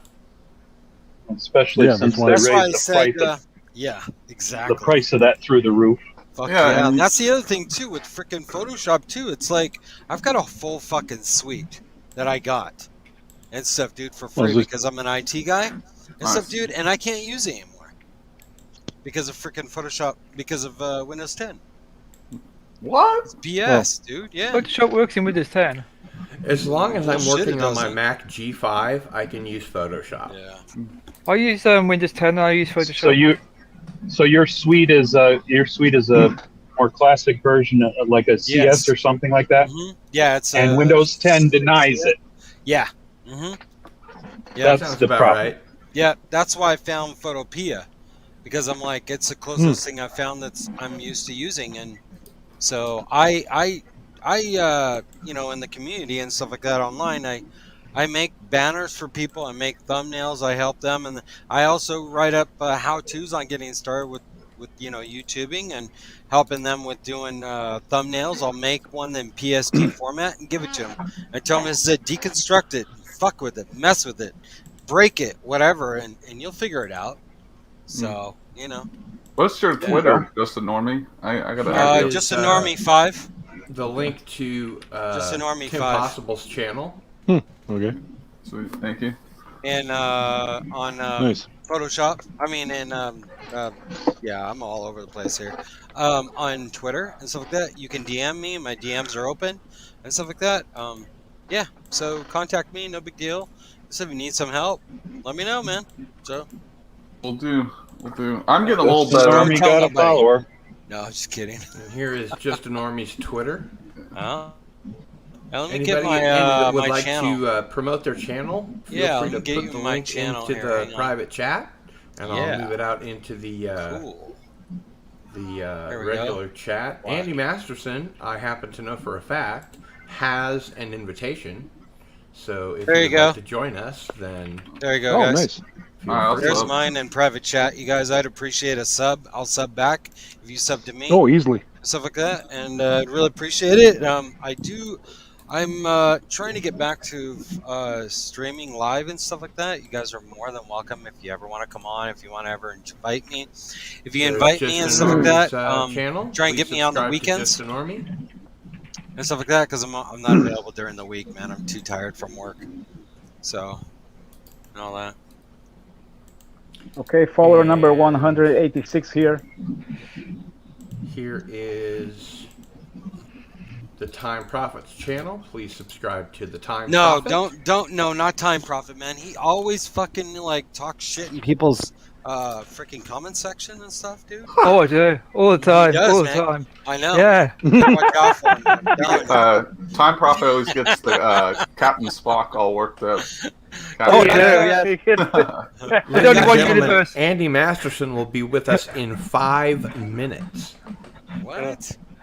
Might need to make room. And just subbed. Nice. So somebody got some subs out of being here today.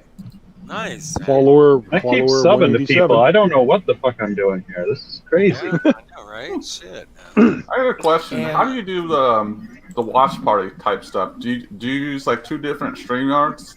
You're asking the wrong guy. I don't do watch parties. I don't go to watch that parties. Discord has a visual element now, and that you can do it through probably Discord. But I don't pretty really much know any more than that. I pretty much do it like the EFAP way, or at least the way they used to. I don't know if they do it differently, but there's oh hell, and now I'm going to forget. Hail Matthew Pounder. Where is it?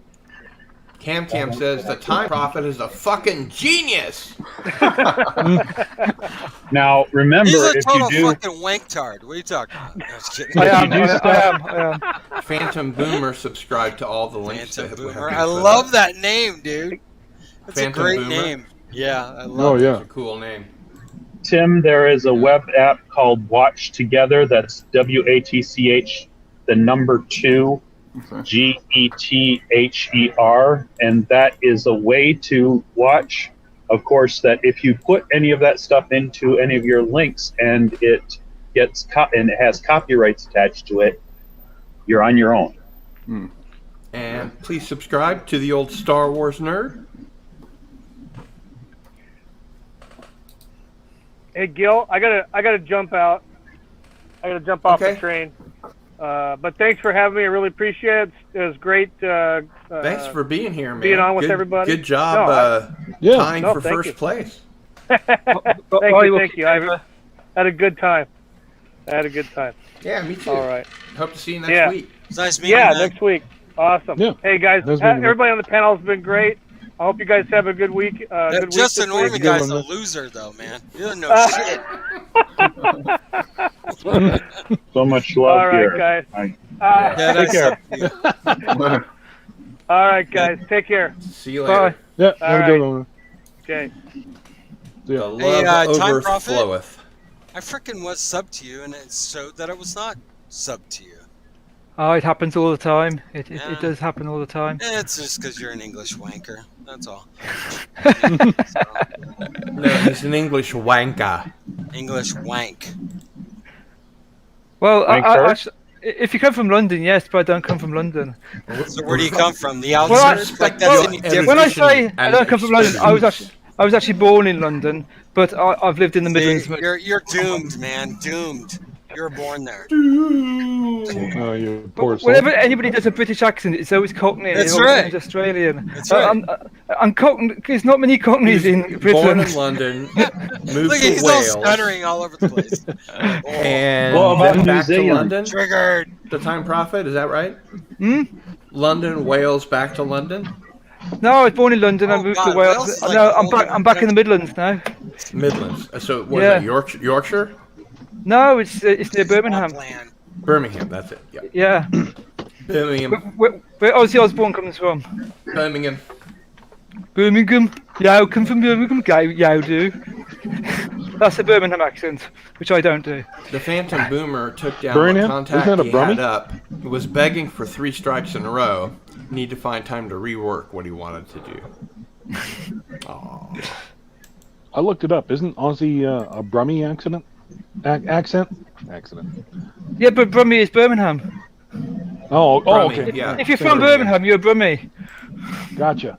Yeah, it's a nickname. It's not the actual place. Live with the Love Shack says, everyone with an English accent is considered either rich or lord by default. By many Americans. That's funny. Yeah, Well, see, I actually, I mean, find like, it interesting that many people, including most Americans, think that there's such a thing as a British accent. Jeez, there's hundreds. There's at least as many British accents as there are As there accents is in the Americans. US. The same assumption that most Europeans think that when you walk down the street in California, you're going to run into a celebrity. Yeah. Well, it depends on what part of California. You might actually if you're in a right place. I have Very a friend true. that moved to LA for 7 years from Lawrence, Kansas, and moved back. And he ran into, I'm not saying these are good people or good celebrities, but he ran into James Woods at a coffee shop. He had a big crush on I'm gonna forget her name. The girl from Hellboy, the original. I can't remember her name. Anybody remember her name? I know her.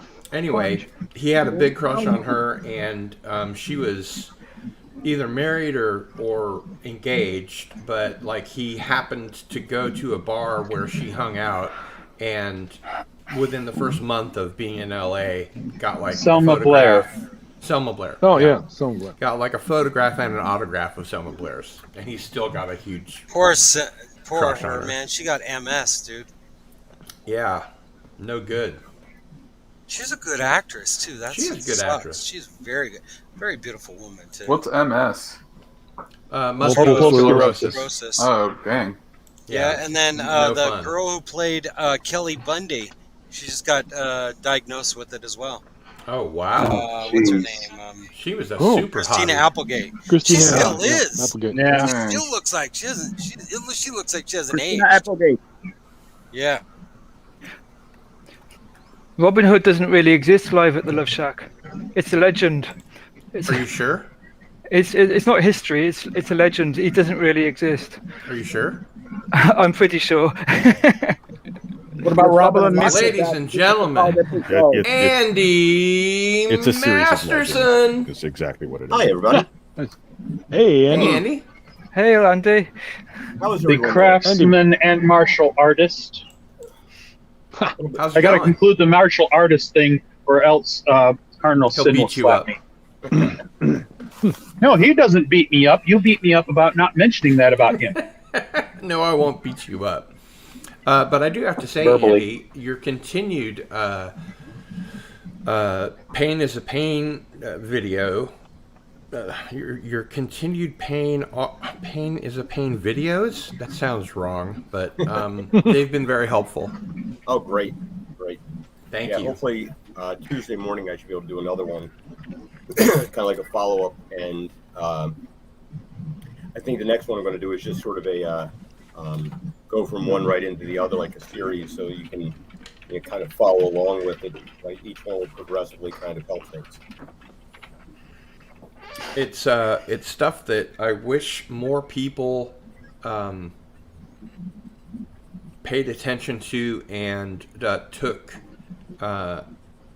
seriously. And as a matter of fact, if you don't mind, would you put the links into the private chat so that I can get those out there, because a lot of people that are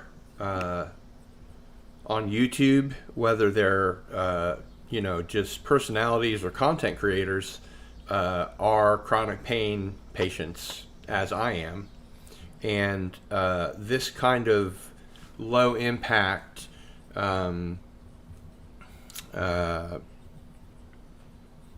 working on the muscles that support the spine kind of stuff is really helpful. Why does he look familiar? Why is he so good looking? What? No, Andy? looks familiar. Yeah. Yeah. He's just got one of those faces. Yeah, you been to a post office lately? No. Did you put it in, Andy? What's that? Did you put the link in? I'm working on it right now. Oh, okay.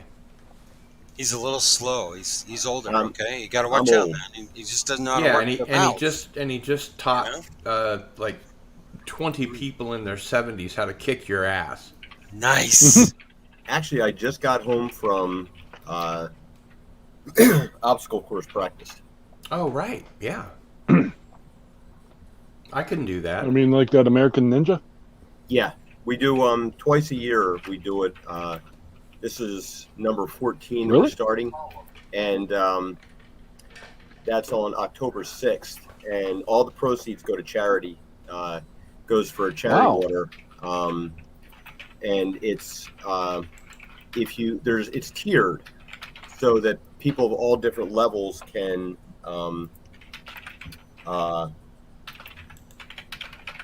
they can participate in it. Nice work. And Well done. so there's 12 obstacles, and we That's cool, man.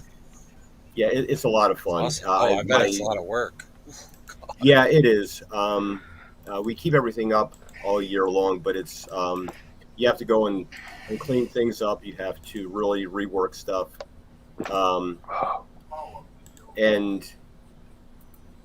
but the first, if you complete all 12 obstacles at the hardest difficulty, because there's 3 levels to it. You can do they call it an easy level, but it's not an easy level. If you're pretty athletic, it's an easy level.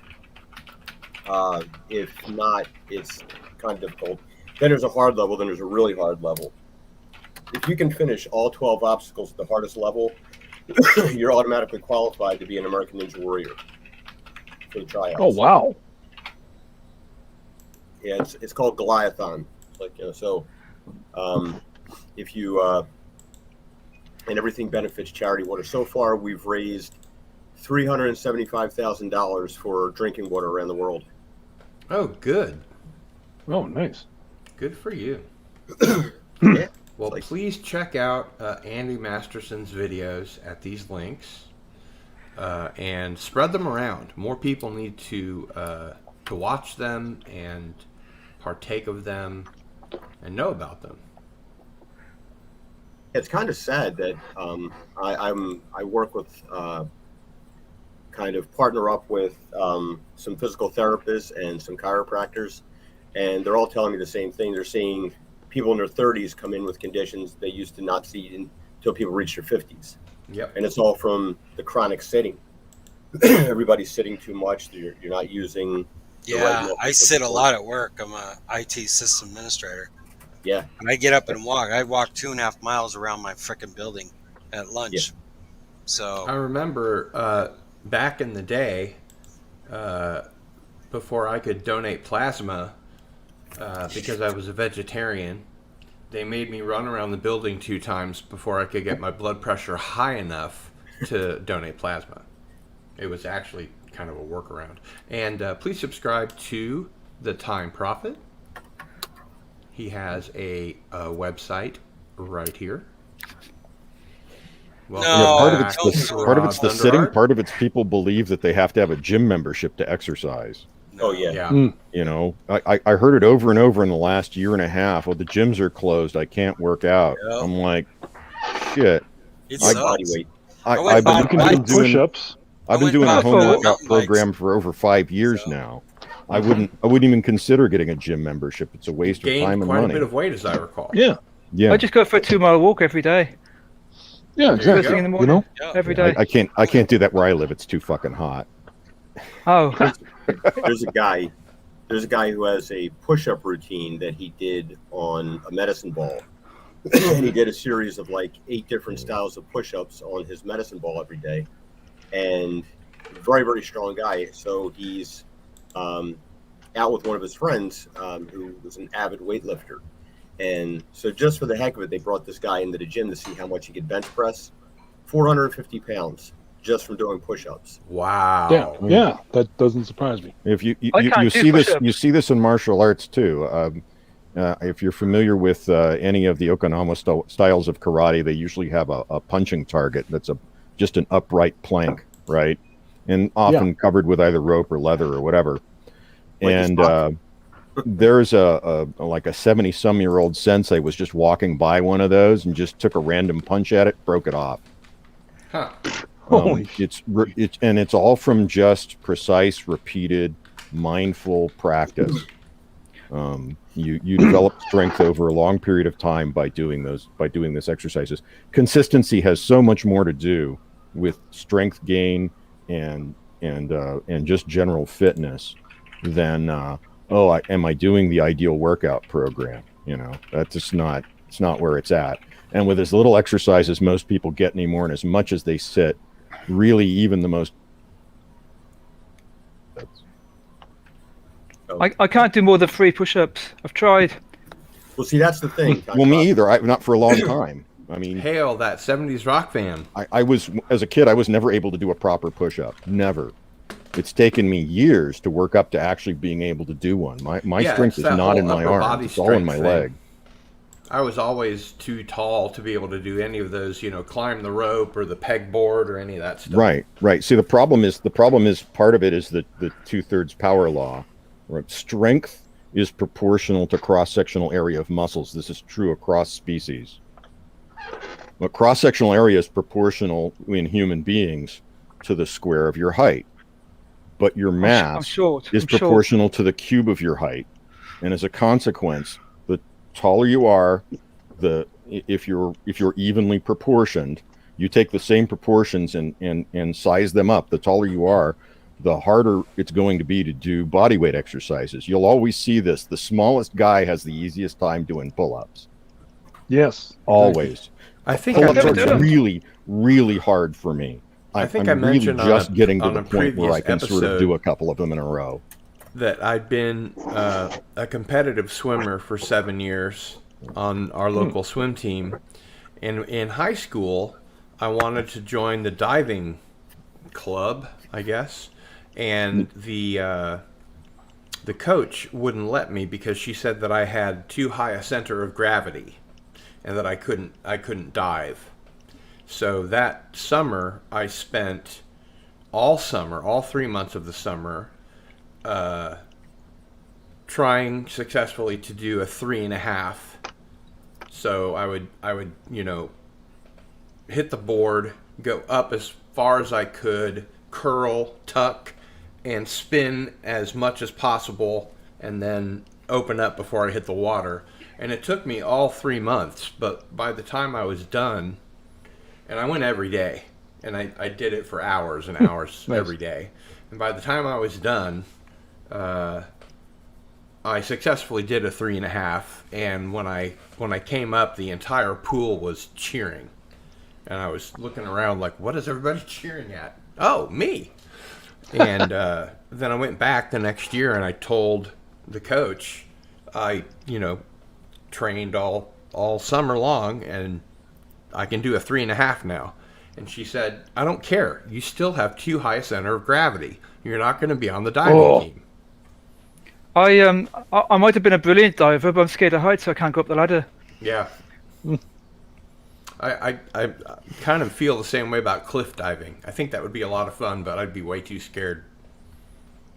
Yeah. Well, you know what Norm Macdonald said about cliff diving, right? It takes people out of the gene pool that should no, be there's in there. there's two skill levels. There's master and stuff on a rock. Yeah, the rare occasion when Norm Macdonald was funny. Exactly. I think Norm Macdonald's one of those guys that people either love him or hate him. I don't know who he is. He is. He's one of those. Who is he? He's an American comedian. For a while. Yeah. Oh. He's a dark-haired guy, short dark hair, very, very deadpan. Yeah. Yeah, and used to be on TV all the time, and might still be, but I cut the cord like a decade ago, so I wouldn't know. Well, that's like Jim Carrey. I can only take him in very limited doses. Yeah, but I mean, for certain, Jim Carrey has a huge amount of talent. I like Jim Carrey in The Truman Show, which he wasn't funny at all. Totally. Same. He's one of those comedic actors that... If he would just shut up politically, I'd be okay with him. Yeah. He's one of those comedic actors that can be a really good dramatic actor if he focuses. Never follow an actor on Twitter. If you like that actor, never follow him. Exactly. You know who I only think Shatner comes off Twitter at all. You know who I think? You know who I think is one of the greatest actors of our time? Johnny Depp. Oh, I agree. Yeah. He's and Shatner. Yeah. I think it's really unfortunate, this whole thing with Amber Heard, what it's done to his career, and and the whole believe the woman thing, regardless of the evidence. I mean, when I was growing up, I considered myself a feminist, but what I really was an egalitarian, an equalist. I think there should be equal opportunity for men and women, and I think that women that produce the same output at their jobs as men should be paid the same, and all of that. I don't think that they should be in front of men. I don't think that, the whole woke culture, which, thanks to Ivan Ivanovich, I have discovered actually comes directly from our good friends at the CCP. I don't think that men should be put behind women. I don't think that white men or white people should be put behind other kinds of people. I think that people are people, and they should be judged on the content of their character, not on the color of their skin. Whether they're given a bonus because they're white, or a bonus or privilege because they aren't, which is suddenly the new fad. I mean, I'm one of the most oppressed minorities out there. I'm originally Jewish, and there's not too many of us left. You control everything. Didn't you know that? That's right, man. It's a cabal, and just like man, Robert Meyer world, Burnett, man. I will say right here, live on YouTube, please send me the application form for the massive Jewish conspiracy that runs the world, because I'm how do I get in on that fuck. shit? And I've never been anything other than broke as fuck. I don't know any Jews that aren't broke as fuck. But my point is that the whole thing about the Jewish conspiracy that runs the world is just as much bullshit as every other conspiracy of whoever runs the world.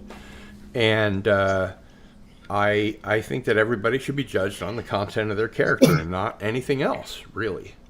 Well, I have one thing to say about that, the whole conspiracy thing. And when you take some alpha mindset people, and it's in their thinking, in their cerebral cortex there, that none of them want to be number two.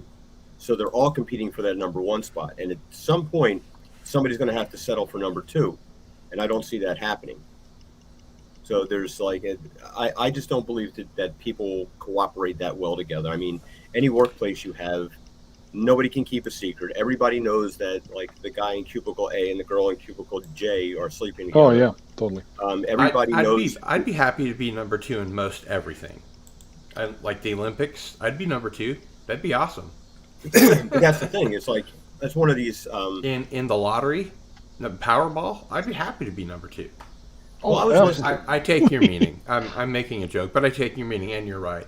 And before we go too much further, I would like to give the Time Prophet a chance to say goodbye. Well. Okay, I've got to go now.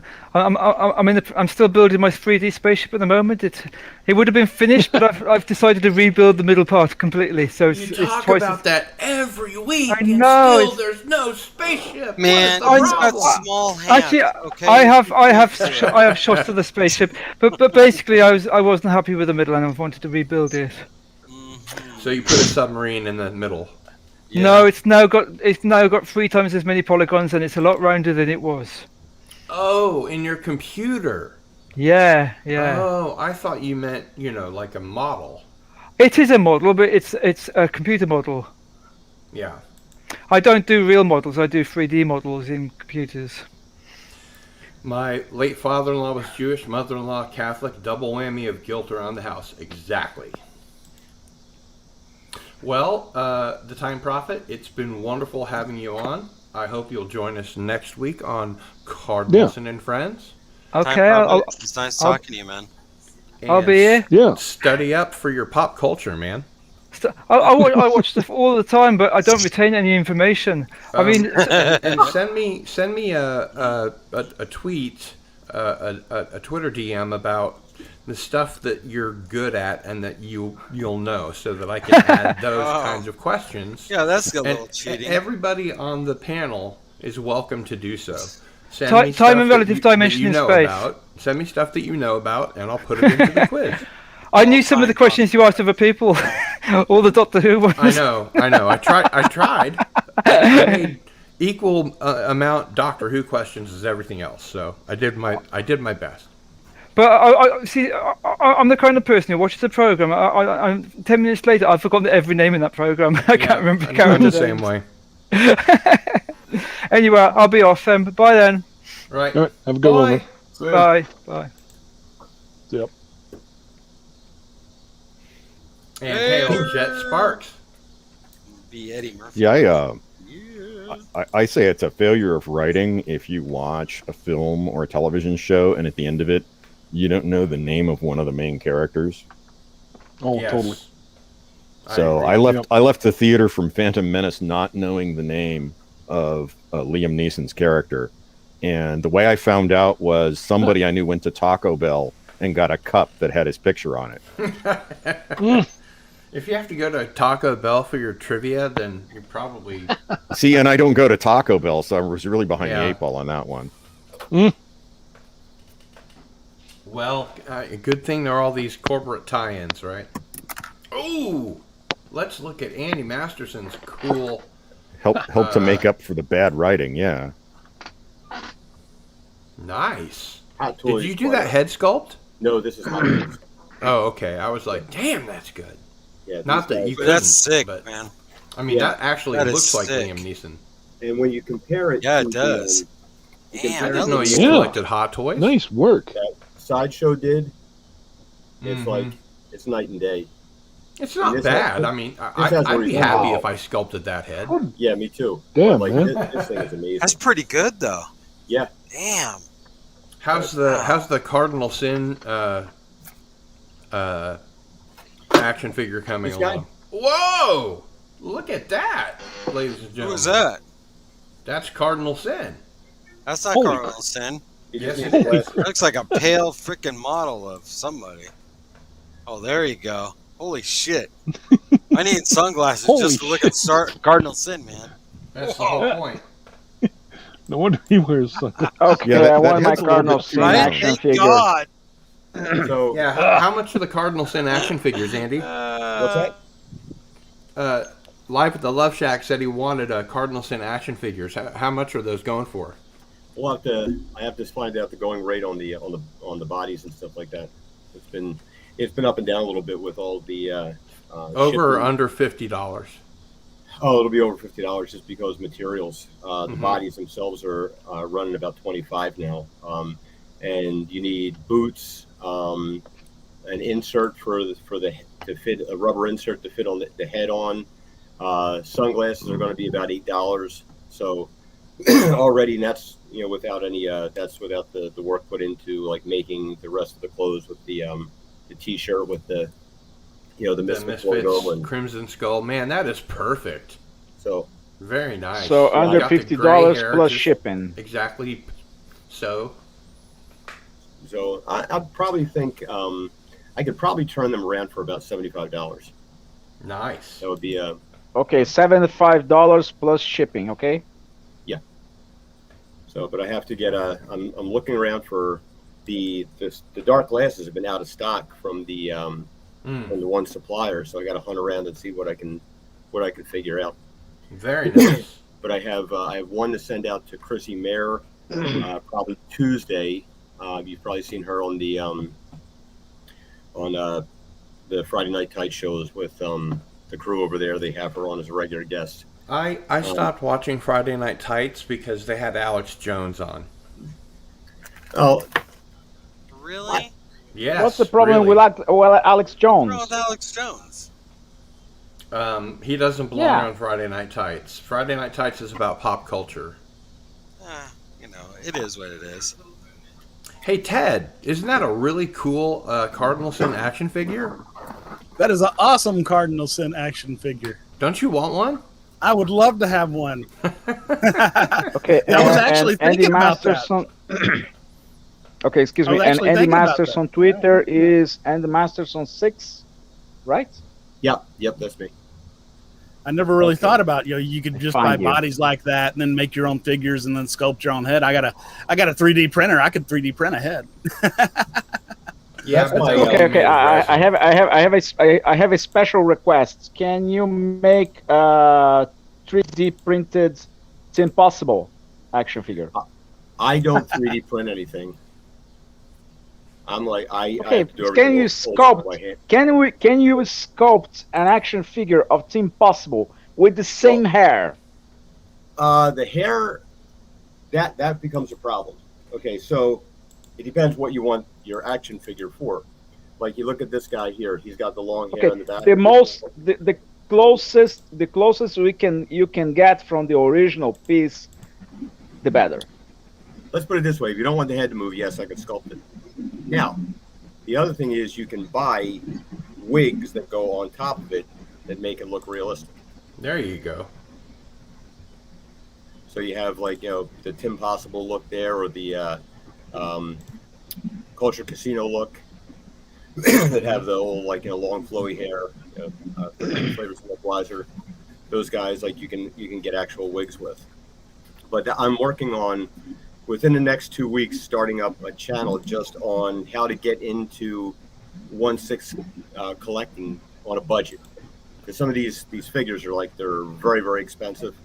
Everybody looks at them I could never afford that. So, and that might be true for, but if you're looking to populate your whole collection with Hot Toys, some of these guys do it. I don't know how. I couldn't live with myself if I spent that much money. You're talking about $250 a figure minimum these days, and they've got 20 or 30 of them sitting there. You've got price of a car sitting on a shelf in a house. But you can buy the blank bodies. You can get that are pretty much clones of the Hot Toys versions. You can buy. You could just sell the heads and let everybody else do their own bodies and fabric and all that kind of stuff, right? That's one of my ideas. Is that in the old days we used to have the G.I. Joe with the expansion packs. You could buy one G.I. Joe toy, then you could buy the army costume or the police costume or whatever, and you could take your G.I. Joe and you could put him whatever outfit you wanted. Now these days, all the collectors they want a scene specific figure for everything, and they sell 17 different ScarJoes for 17 different positions. I tell you what, Andy, you should check in with Robert Meyer Burnett and see if you can get on his fully articulated show. Well, I've worked several pieces with Az. When he gets his Hot Toys show booted up, he's got, because we're pretty much in a regular. Don't he and yes. Rob do the show together? Yeah. Now the thing is that Robert's got another guy on one of his regular channel members, right? S. Beam, who's doing figures for him and Justin Kane from Justin's collection. Right. And so doesn't he live in Australia? Yes. Yeah. So Justin does. I don't know where S. Beam is, but I'm not going to go stepping on somebody else's toes if they said they're already going to make one. So I just kind of well, if you beat him to it, you'll get on his channel. Well, I'm pretty sure. I told Az about some of the things, because Az was all excited that he got a Leon Kennedy figure, and so I asked him if he got any of the Sideshow Toys made about 10 years ago. They made a line of just zombies. I said, do you have any of these figures? And he was like, no, I don't have any zombies, but if you're making them, I would really love a zombie Az and a zombie Gary. Ah. So I knocked them out, and he showed them off on one of these things. So he's working on putting some of that stuff together. And if he ever gets his other channel, he's got some things there. But I mean, there's a big popularity for this thing, for this this fandom of it, because and a lot of what you see is there's a big desire for people to have more of a classic representation of their heroes and stuff, rather than Marvel does everything with muted colors. They do things with functional looking gear and stuff. They don't do a whole lot of the regular looking costumes. And so if you come along and you make, all right, I'm going to make a Hawkeye figure that looks like the comic book Hawkeye, or I'm going to make a some of the characters I can understand them doing things the way they've done with Captain America should have more of a functional looking outfit because he is a soldier. Well, and I know for sure that Robert Meyer Burnett buys and Az buy some of their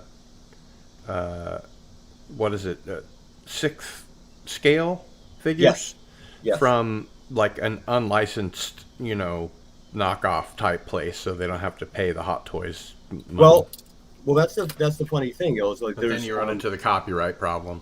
Well, no, not really, because most of there's a couple companies out there, and they're very smart, because what they do is they make characters that Hot Toys would never touch.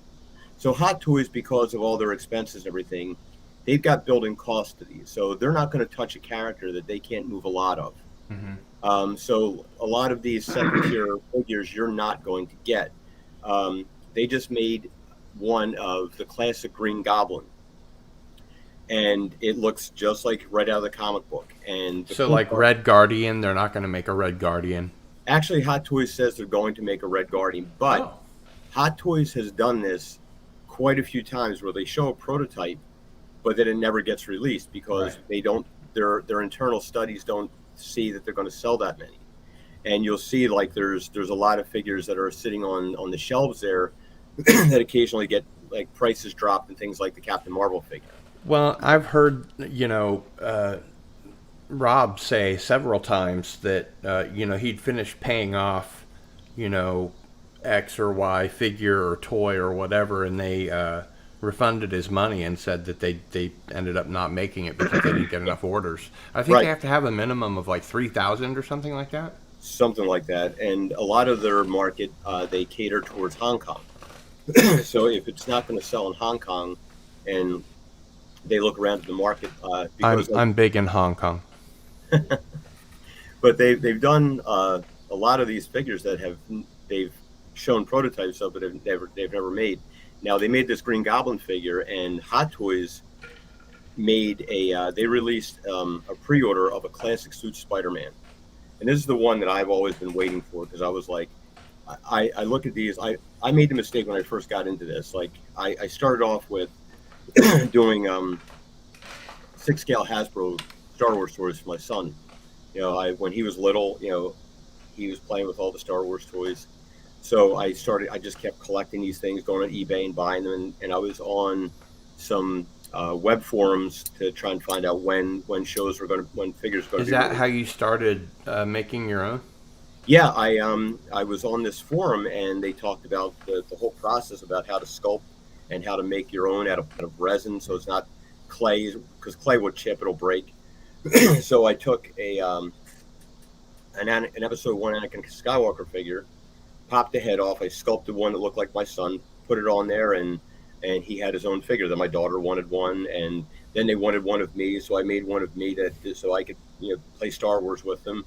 And my daughter was like, Glenn wanted to actually play scenes out, and Aaron wanted to just like, can you swing me from the ceiling and be like Tarzan? But yeah, it was fun. And then that's such a cool dad thing. Oh yeah, it's like I built so much stuff for them. Like my daughter got into American Girl dolls, and she's got 12 of them. And up on my 3rd floor, I have a doll house that's made of like 24-inch by 24-inch cubicles that are made up like rooms. So each doll has a bed. It's got like a bathroom with a kitchen.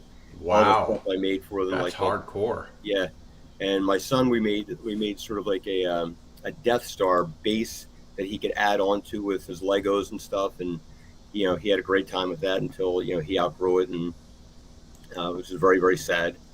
But that's how I got into doing the sculpting, and I started sculpting some of the characters that they would never make. Like I made a Newt Gunray. I made. I've never even heard of Newt Gunray. He was like the bad guy from episode 1 with the Japanese accent, the big green guy. Is that legal? That guy. One of the Trade Federation guys? Yes. Yeah. So I made one of him. I made the incredibly racist interpretation. Yeah. Well, God, I couldn't believe that. That and Watto. It sounds like the old Jewish guy. Yeah.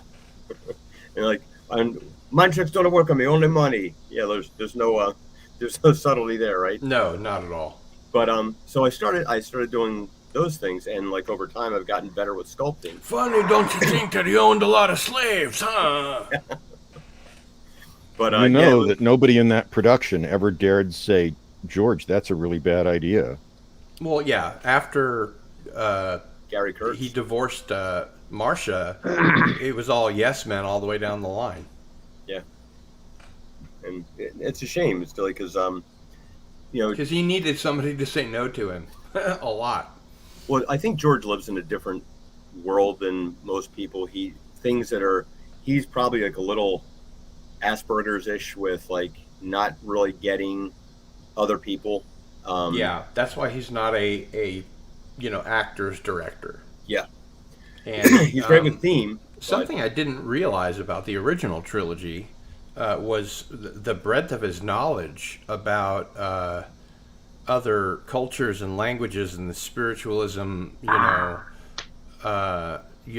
the names of lots of the characters have to do with other cultures and other spiritualism, than Western.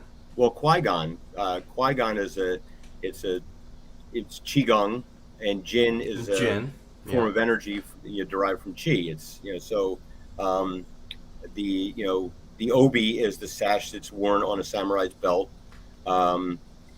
There's a whole bunch of things that he just kind of, but he's a Buddhist, and he and Akbar's from Allahu Akbar, right? And God is great, from the Muslim tradition, right? And there's all kinds of other Buddhist stuff and Taoism and Yeah, and he's got the samurai / Shaolin monk, which are the Jedi. So it's and it's an interesting collaboration there. But I look at it as like there's a lot of people out there that would love to have a collectible that they can pick up and hold and move. Like people have said things about statues. Well, statues are fine, but they always look the same. Yeah. You take an action figure and you can put it in a different pose every week. And that's what's fun about playing with action figures. Yeah, and you can put a different background in there. And that's some of the things that I want to get into is to show people how with a little bit of imagination, a little bit of skill, you can create all these different backgrounds and things for very little price and very little skill. Like you get some styrene plastic with some airplane model glue and some cheap paint from but not with very little talent, and unfortunately that's why we have to rely on you. Well, for things like backgrounds and things, it's like you take a flat wall and say you want to make it look like a concrete wall. Say we're talking about the Leon Kennedy figure, okay, or something like that. Because anybody really, The Walking Dead has shown us that any one of us could take ourselves and now we're in the zombie apocalypse. Okay, so we're whatever character. And any of us could die at any moment. Right. To quote Joe Bob Briggs. But you get a shotgun and say you want to do like a brick wall, and there's little pieces of plastic you can take. You cut them they're in strips. You cut them into 1.5-inch long pieces. You glue them the thing in line, and it becomes a brick wall. And then right from then you just paint it, and it doesn't have to be. And the farther away you get, and it's a background, nobody's paying attention to it. So now you've got a brick wall that you could be cornered in fighting off zombies. You could, your paint job, you could take some paint, mix it with some sand, and now you have a concrete looking thing. So it's really not hard to do a lot with a little bit. And let me interrupt and take just a moment to let Tim Possible say goodbye. What's up, everyone? Awesome stream. Oh, that's soon. I gotta go. What a shame. I know, right? Right? Yeah. I'm a sore loser. I got last place, so. But I think I got last place. No, that's not true. That's not true. No, just the normie. Come on, you're a great great player. It happens. But yeah, I'm gonna grab a bite to eat. Thanks for having me on, Cardinal. Nice seeing everyone. I will talk to you all later. Peace. Hope to see you next week. For sure. Yep. Later. See you, man. So yeah, I think everybody should have like the opportunity to have something that they like, and instead of just looking at something and saying, "Well, that's out of my price range," it's really not. You spend, you're looking at things like, if you're thinking of something as a toy, and like I can't justify a price on that, but like, all right, so we've got the Cardinal Sin action figure. We're looking at maybe $75 price point. Really, if you take a date to a movie twice, you just spent that much money. Right. and how good was the movie? Will you remember in a year? Like, but you can set yourself up something like you got your shelf there of like your favorite YouTube characters. You've got. And did I see that Ted has to be leaving us soon? Yeah, I'm gonna go ahead and bounce. It's been a couple hours. I got to get inside and see what's happening with the family. Get some food going. Get ready for the evening. Thank God. Well, thanks for joining us, Ted. It's awesome having you here. I've loved it. It's been great, and congratulations to our new champion. And so hopefully we can come back next week and do all this again. Oh yeah, you bet. Yeah. All right, What's guys. happening with Good the to have you, family? They could be dead. They could be. I don't know. I've been out in my office for hours now. Anyway, Have a good one, Ted. you guys take We'll care. see We'll you, see man. you. Thank you Take very care. much. See you, man. Yeah. But that'll be, hopefully I can get that up and running next. I'm working on finishing up the diorama background. I've got, I'm working Well, you on know a who's project. also really big into dioramas is Captain Cockney Spock. Really? Yeah, he has like floorfuls of tanks and things that he's painted camouflage. He spends a lot of time on it. He's really into the dioramas. Like I don't know what the scale is of the tanks, but Yeah, I think that really if there are makes tanks your stuff involved, pop. he's your man. That stuff really makes your stuff pop. It's like it's one thing to see a figure sitting there, but like within an environment, it's pretty impressive. Yeah, I mean, I remember, and somebody on the panel might remember the name of these models, but they were they weren't famous Monsters of Filmland models, but they were like the pirate skeletons and ghouls and stuff, and they would move. They had like a lever that once you build it, it could like move, and like the skeleton's arm would come out of the socket. The pirate skeleton. There was a line of models from the Harryhausen Pirates stuff? of the Caribbean. From the Pirates. It's back in the 70s. There was a line of models from Pirates of the Caribbean. Yeah, but they also that were put out by Disney, they you also could went build, into the Universal monsters. And they had they were set up so that if you if you built it with the moving parts and you put the rubber band in, then when there was one where you opened a hatch and a skeleton sits up and slams a knife into the table. Mm-hmm. And I had those models. Yeah, long stuff gone. like that. Stuff like that. Well, Sideshow got to start. Welcome, Peter Graves. He says, I ran into John Cleese at Zuma J's in Santa Monica. Oh, wow. That must have been fun. They're doing a silly walk. Yes.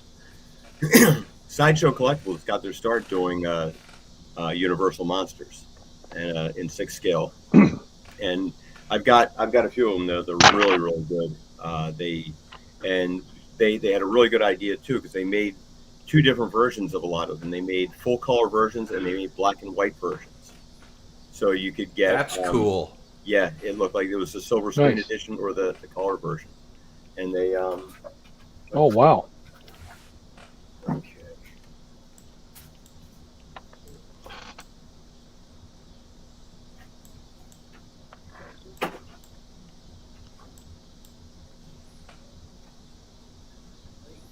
It's time for a background change, I feel. What all do we have here? Let's shock everybody.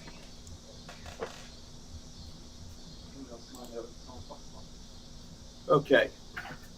So we've got Nosferatu. Okay, hang on. Hold it. Oh, wow. That looks just like Max Shrek. Yeah. Did you do that? No, this is Sideshow. That is so cool. Here it Holy is. Very crap. cool. Silver Blah. screen Bela Lugosi. Damn. I never drink. That looks so cool. The detail is just freaking really good. phenomenal. Yeah. Even the Man. turn the head, Andy. Turn the other way. Keep going. Is that like creases or is that like scratches in his cheek? Oh no, that's actual. Those are wrinkles. Yeah. Oh, Those okay. are laugh Oh lines. my They look God, like that's- otherwise, Yeah, but Damn, it gives so man. much character to it. that's incredible Holy- detail. Wow, Yeah. it's crazy. Well done, man. Andy, Yeah. you haven't shown us these before. Well, I've got These are- a lot of things.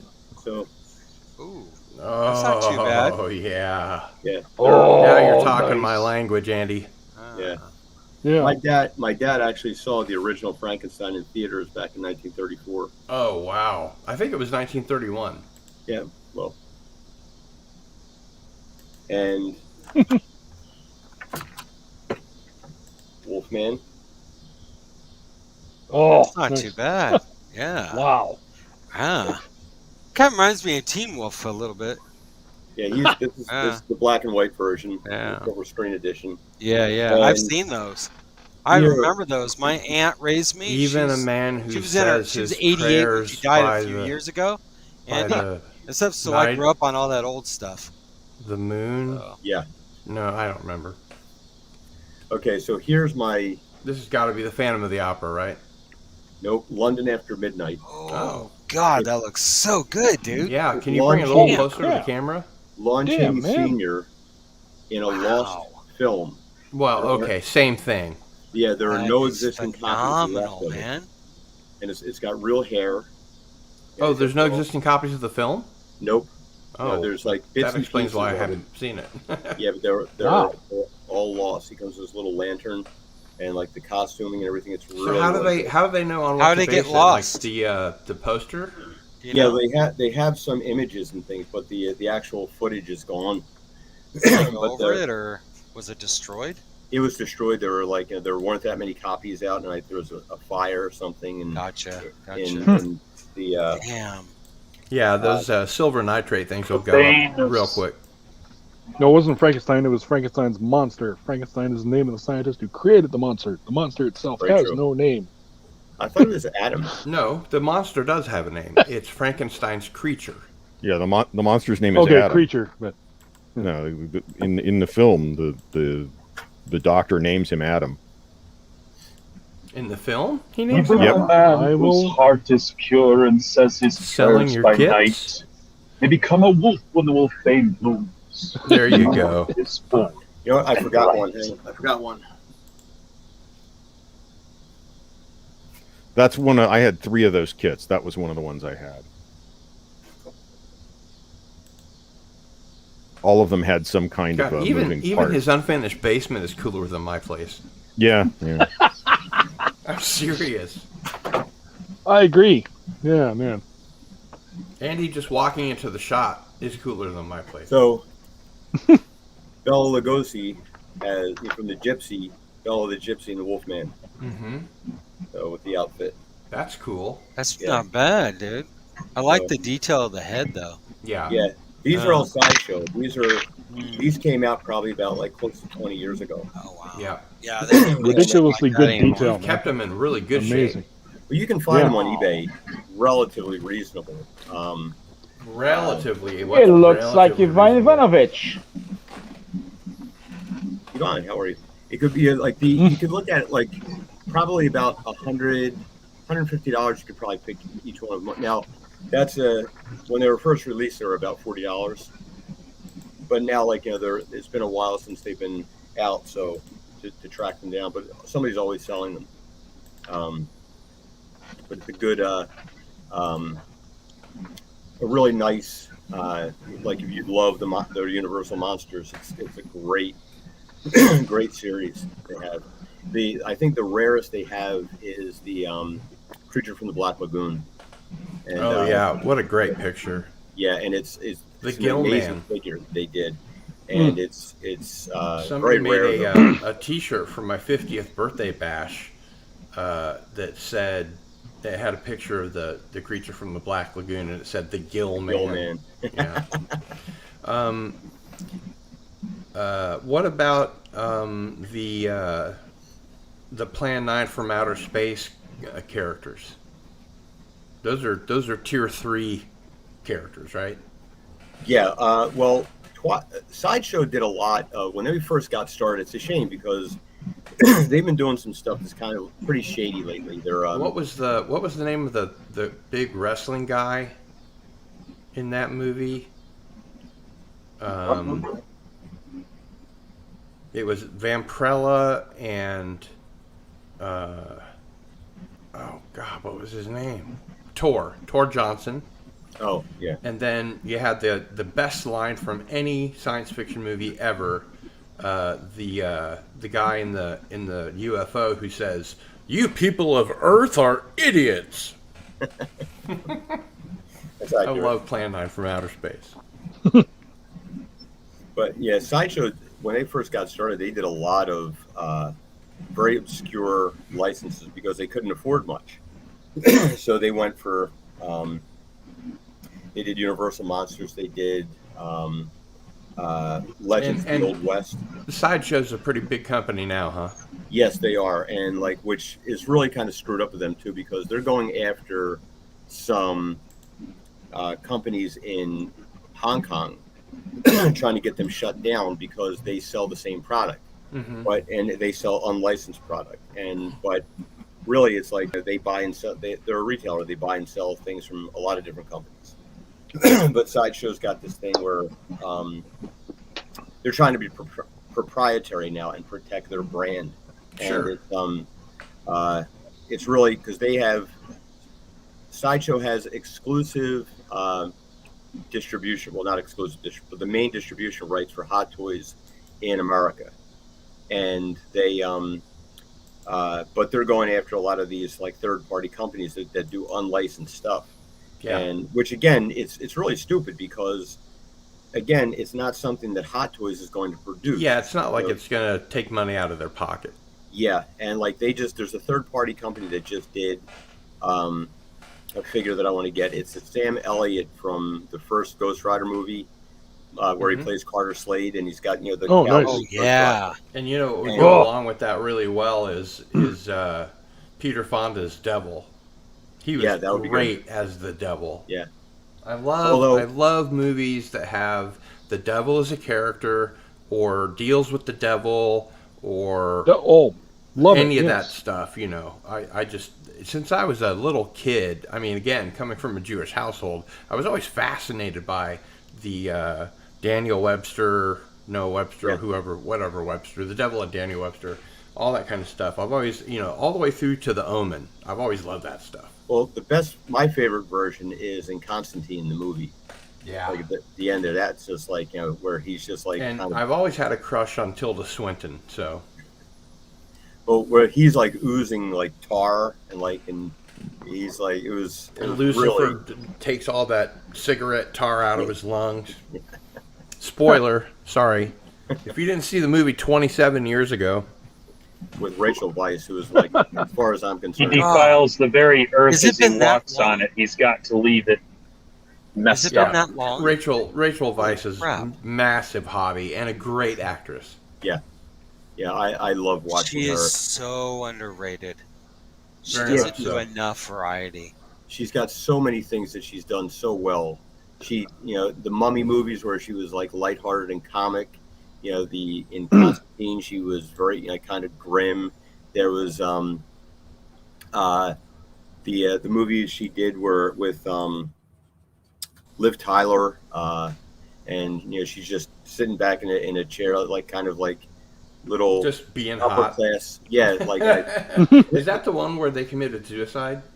I'm not sure. It's been such a long time, but it's I think there's a movie where like two British women or girls get into trouble, and either one of them commits suicide or they both do. I don't remember which. Yeah, I don't remember the exact details of the movie, but like she's just I was really hoping that Hot Toys would make a figure of her from the Black Widow movies, but so far they haven't bid on that, and I think it's going to be a tough one. Probably won't now. Yeah, her figure from Constantine would be good. Yeah, well, I'm hoping that somebody makes a number of third-party heads. I would love. Are there companies that do that? Oh yeah, that just make heads. They make figures. And they'll release the figures. But I pre-ordered the third-party Green Goblin, but he's the Green Menace. Right. So it's like they changed the name a little bit. But I'm actually kind of excited for the new Spider-Man film that's going to have Doc Ock and J. Jonah Jameson and hell what's yeah, his name? Cardinal. Yeah, good. Yes. Damn, yes. Toby Maguire. We can't wait I think for, that's going to be Ock. great. Yeah, Doc Ock, man. Well, that's the thing. Like when I look at seeing Alfred Molina just in that "Hello, Peter," that was like, you know, raised my excitement level 3 levels. I look at it like my toy shelf is a representation of the version of the fandom that I like. Mm-hmm. So it exists outside. And let's face it, Sam Raimi's Spider-Man movies are probably the prototype for all following superhero movies. The MCU, yes, except maybe for Blade. Blade was great, but as superhero movies go, Sam Raimi is the man, and those original Spider-Man movies, except for the third one, were really good. Well, it makes you wonder what that third one would have been like if they kept their nose out of it. You know, the executives. Yeah, if they hadn't been pressuring him to do Venom when he didn't want to do Venom. Yeah. I mean, Has anybody seen? He already had 2 bad guys in the movie. Yeah. Has anybody seen the editor's cut? No. Yeah. What's that? I have actually. It's, believe it or not, it's actually a little bit shorter, but actually way more emotional in terms of everything that happens between the characters. Spider-Man 3, the editor's cut. Yeah, I actually got a Spider-Man. I got the trilogy, and actually there's the 2 copies, the theatrical cut and the editor's cut. Mm-hmm. And the editor's cut has a little more emotional stuff thrown in. For example, like Sandman winds up playing with his daughter, and he makes himself a sandcastle, and his daughter is just sort of giggles, and it's really like a crazy emotional scene. Like, Rod, would you do me a favor and send me a link? Just to like my DM or something. Oh, sure. Yeah, absolutely. I would love to buy a copy of that. Oh yeah, absolutely. I'll look it up. They really fucked up Spider-Man 3 by wedging Venom in there where it didn't belong. No, I agree though on that level. I mean, like, however you look at it, like with Venom. No, I mean, Tobey like, Maguire, or was it Toby? It was a kid from the '70s show destroyed his career in that move too. Oh yeah, absolutely. I don't even remember who that is. Yeah. Topher Grace. Oh, Topher Grace. The guy that played the Sandman? No, he played Venom. Oh, right. Yeah. Or Venom. And he plays Eddie Brock. Yeah, exactly. He could have gone on to do great stuff, and it ruined a lot of people's careers. Yeah. But yeah, if you could either send me a DM about that, or since most of the panel seems to be curious, if you want to put it into the private chat, then I'll put it into the comments. Either way. Sure. And of course, we get the wonderful close-up of Rod doing so. Oh, see, this is the it's a book type. Mm-hmm. Very cool. Yeah, and Spider-Man 3. Yeah, I looked around. A shorter, better version of Spider-Man 3. That sounds great. It's really only 2 minutes shorter, but yeah. Oh well, still, it probably feels shorter. I mean, it is shorter, but you know what I mean. Yeah, just 2 minutes shorter. But with, believe it or not, what they cut this time with more feeling. Hey, Cardinal, I can't wait for a Doc Ock, dude. What they He's cut? my fave. Oh, me too. Oh my god, dude. Yep. Come on.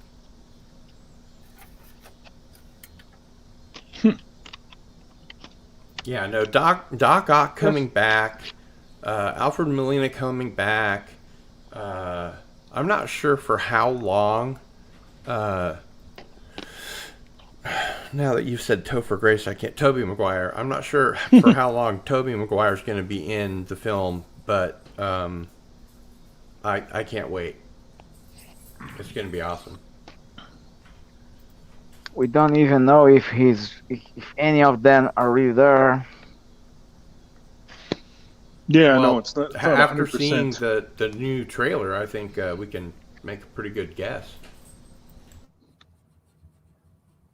Yeah, but guesses are not set in stone. Yeah, I know, but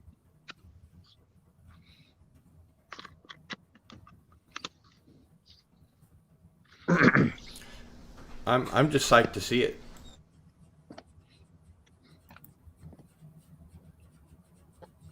I just can't wait to see a real Spider-Man that actually looks like he's a man, not a boy. Yeah, Spider-Boy. There it is. yeah, see, it's editor's cut. If you can raise it up a little bit, it'll block some of the light that's making it the other way, the other up. There you go. Yeah. Yeah, see, it's Nice. editor's cut. Yeah. Yeah. I wonder if I can sail the high seas for that. Yeah. Oh, you can. Okay, now you make me curious. Whoops. Let me check the high seas. Yeah. Okay. Yo, I just put a thing in For private chat there. Director's A link. cut of Spider-Man 3. Spider-Man 3. Okay, where, Check out that link. where I are just you put in then? Yeah.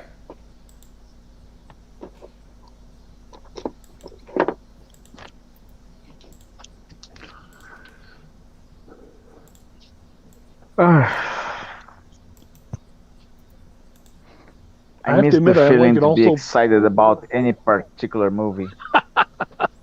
Yeah. Oh, wow, look at that. That is so cool. $219.99. Yeah. That doesn't look too bad. I'd like to see. No, it's very cool. I'd like to Oh see my the God. picture of his face a little bit more, though. Sure. Click the link in the private chat, and you go to a site there, Okay, and it'll take gotcha. you to all the different pictures. Oh wow! God damn the detail! Oh Yeah, that's really good stuff. God! And all those arms wow. are articulated. Those arms are You know, articulated. I like Oct and the way he was portrayed in Spider-Man Wow, is look that he at was that. an That's inadvertently Yeah, I mean, he's a good guy. he was a good guy that was taken over by the machine, basically. Yeah. Yeah, which is more or less yeah. the same story as Venom. Yeah, exactly. The original. Yeah, Oh, and totally. but he's Yeah, more exactly. believable though. Spider-Man Stuff like that, you know what I'm 3. saying? Yeah. I like the actor who portrays him. I don't know what his name is. but he doesn't Alfred do enough. Molina. Oh, He yeah. doesn't do enough, man. He's a great actor. He is. Oh, yeah. One of his early films is called Prick Up Your Ears with Paul McGann. Really good movie. Oh. Paul McGann was the eighth There's Doctor. always a lot of really good actors like him, and they don't do enough. Even Tobey Maguire. It's like after Spider-Man, he was just gone. Mm-hmm. Just gone. And I'm Well, like, I mean, he was in, Sin City, and yeah, I he's know. been in I some know, other but he stuff. What was hasn't that, been the anything Seahorse that, or something? yeah. The Seahorse? But yeah, he No, would have been a huge bankable star, and Seabiscuit. Seabiscuit, that's it. Is that what it is? Yeah. Yeah. that was That's a big what it is. movie. I still haven't Yeah. seen it, but yeah, that's Me neither, really cool. actually. Good call. Weird. I have to say too that the way Sam Raimi portrayed Doc Ock, I mean, like he put he had people handling the arms on a blue screen and like they were in real, they weren't just like He was practical. CGI. He was practical. That's why. I mean, he used CGI, but Yeah. not But not when it overdone. Yeah, Not Hollywood's No. Hollywood's a dirty place, Oh, God, and You know what? just being good at your craft doesn't get you Yeah. anywhere in that You know that what? town. I was So like, what was it? You can be good at what you did. You can have put in good performances, but if you don't cultivate the right relationships, which may include doing things you find morally objectionable, Yes.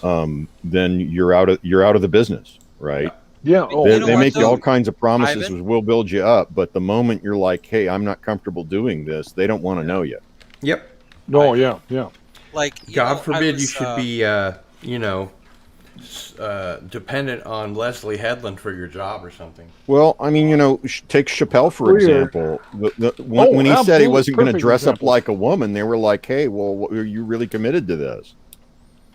Yeah. Yeah, exactly. Well, hey, maybe he doesn't want to dress up like a woman. That's not for everybody. And well, as he said too, I remember that too. He said it wasn't part of his. It's good for Monty Python, but it's not necessarily good for Dave Chappelle. It didn't make sense for the character. He said. Right. Yeah. Look. That. Drag only works for Monty Python and Canadians, please. The kids in the hall. Yeah. Yeah. Yeah. Exactly. Good. Dude, now you surprised me. I didn't expect you to remember question that. Right. Yeah. Congratulations. 10 points for House Cardinal Sin. 10 points. Nice. Hey, I'll take it. That beats all of you. So I saw I'm the reigning champ. I saw a documentary this week on YouTube. This guy did. It was pretty good. It was about Ralph Bakshi and specifically about Bakshi's Lord of the Rings. And my only real criticism of the documentary is that he keeps making reference, the guy who's narrating this keeps making reference to a character named Gandalf, and I still don't know who that is. Yeah, I remember hearing something about Star Trek Day, and they had these two bubble-headed girls that were pronouncing all the actors' names wrong. Oh my God! Yeah. But he did a little brief history of Bakshi so that you got the context. And one of the things I learned from that I didn't know about Bakshi is that he actually worked on Rocket Robin Hood. Oh, cool! Oh, yes, I got more story on that. I've heard of Bakshi, but I don't know what it is. Rod. He didn't just work on Rocket Robin Hood; it was also Spider-Man. Oh, he worked on the Amazing Spider-Man. Yeah. That's right. And see, that show is where I got my image of Spider-Man. I am not. I have to admit, I'm not a big Spider-Man fan. I kind of step back when people start talking about Spider-Man, because it's like, this isn't one of the. I was a Marvel comic book reader, but that wasn't one of the characters I cared about. Interestingly, even though he's the most popular Marvel character, he's only it's one of those cover things. Of every I comic book didn't know that at the time, and I wouldn't have cared whether it was popular, because I don't need validation from the masses to decide what I like and what I don't like. And Spider-Man, for whatever reason, I don't know why, never really appealed to me. And but Spider-Man in that cartoon was more interesting to me than Spider-Man in the movie, because the Spider-Man in the movie came off as too much of a kid, and Spider-Man in the cartoon came off as more of an adult. Spider-Man, exactly. Yeah. Not Spider-Boy. Yeah. Oh, no. But, actually, like Ralph Bakshi, he took over the production, and this was in Toronto, Canada. And the company was called Trillium Productions, and they were producing Rocket Robin Hood and Spider-Man, and both these shows, in order to, you might say, save money, he changed the background to what looked like kind of like color blotto,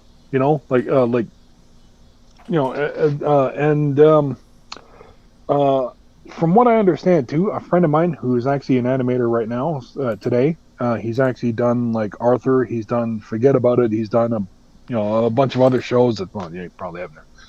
But anyway, he said that the guy that he learned from worked under Trillium Productions, and one of the things that Ralph Bakshi was doing during the final season, of course, during, I can't remember whether it was Spider-Man or Rocket Robin Hood, but they're obviously both the same, based on if anybody who's even the least bit familiar noticed that, like, it, again, the backgrounds literally look like just like somebody dumped a bottle of multicolor ink or whatever and it's just like black, white, red, all blended together. And rumor has it, and well, he says rumor, but like he does the Dr. Evil quotes, and he says it in the way that apparently most of the animators were actually high as hell on drugs, LSD, which is sort of why the Bakshi. Yeah, that's right, Bakshi. Yeah. You know, and apparently like Trillium decided to shut them down, and gee, go figure. Yeah, and then they I mean they shut down the studio, and like they came in and like, oh, nobody was there. But by this time, Ralph Bakshi had already, like, he jumped. He and his partners, friends, they jumped in a car and fled for the border. And that's the other funny thing, because like the police were actually sent to the airport, and they were waiting for them at the airport. But, oh wow. Yeah, but Bakshi had all these animation cells, rolled up and put into things. And he had actually come to. He drove across the border to New York, and that's the funny. I mean, just one of the most funniest things. I mean, like they actually had the police, trying to arrest, animators, which may or may not be related to, the fact that they were high as fuck on on acid. LSD. By the way, I just wanted to mention that tomorrow, between 3 and 5 p.m. Central, PJ from Orville Nation and I will be interviewing Tracy Torme for the second half of our interview on Masters of the Genre. So please, I'll be there. Return for that, and that'll be a lot of fun. So it wasn't until the time prophet's already there. It wasn't until the late 70s that drug culture started becoming cool in television production culture. Prior to that, it was just something you did not talk about. And one of the shows that led the way in making drug culture be considered cool in show business was Saturday Night Live. But Mithy has to say goodbye. So I wanted to give him. Oh, thank God! By the way, I subbed to you, Mithy. By the way, I'd appreciate it back. Oh, I'm sure he's already. Bye, guys. Later, man. Later. Bye. Yeah, see ya. That Later, was. Yes, I'm trying to remember. Bye. I subbed to a bunch of guys. Yep. Yeah, I got to get going. Thanks, guys. I did. Sub to some guys. I'm looking for some of the things, but yeah, it's been great hanging with you. Sub to everybody else. And will you be able to join us next Sunday? Very possible. The only reason I can't is because I won't be able to for whatever work reason. But today work has been pretty straightforward. But I have to go now. Yeah. Otherwise, you guys take care. Have a great good one. Sunday. Everyone, peace out. Wonderful week to you as well. Bye-bye. Yep. See ya, man. Bye. See ya. And on to the derivative Jill says, "Oh dear, those girls on Star Trek Day were abysmal. I heard they couldn't pronounce Qapla' and didn't know who Gates McFadden or LeVar Burton were." Well, that fits, because if you don't know who LeVar Burton was, then you believe there's never been a black Star Trek officer before. Right, exactly. Yeah. Oh my God. Never mind various never mind various starbase commanders. Is that they think that they're doing something for the first time. Yeah, everything they're doing for the first time. I remember there was at least one black admiral on Kirk's court-martial. Oh, at least one. Oh, yeah. And that was the commander of the starbase. There was more than one. There was a female admiral. No, a black. He was just talking about. Man. He just said on the court-martial in that context. Oh, gotcha.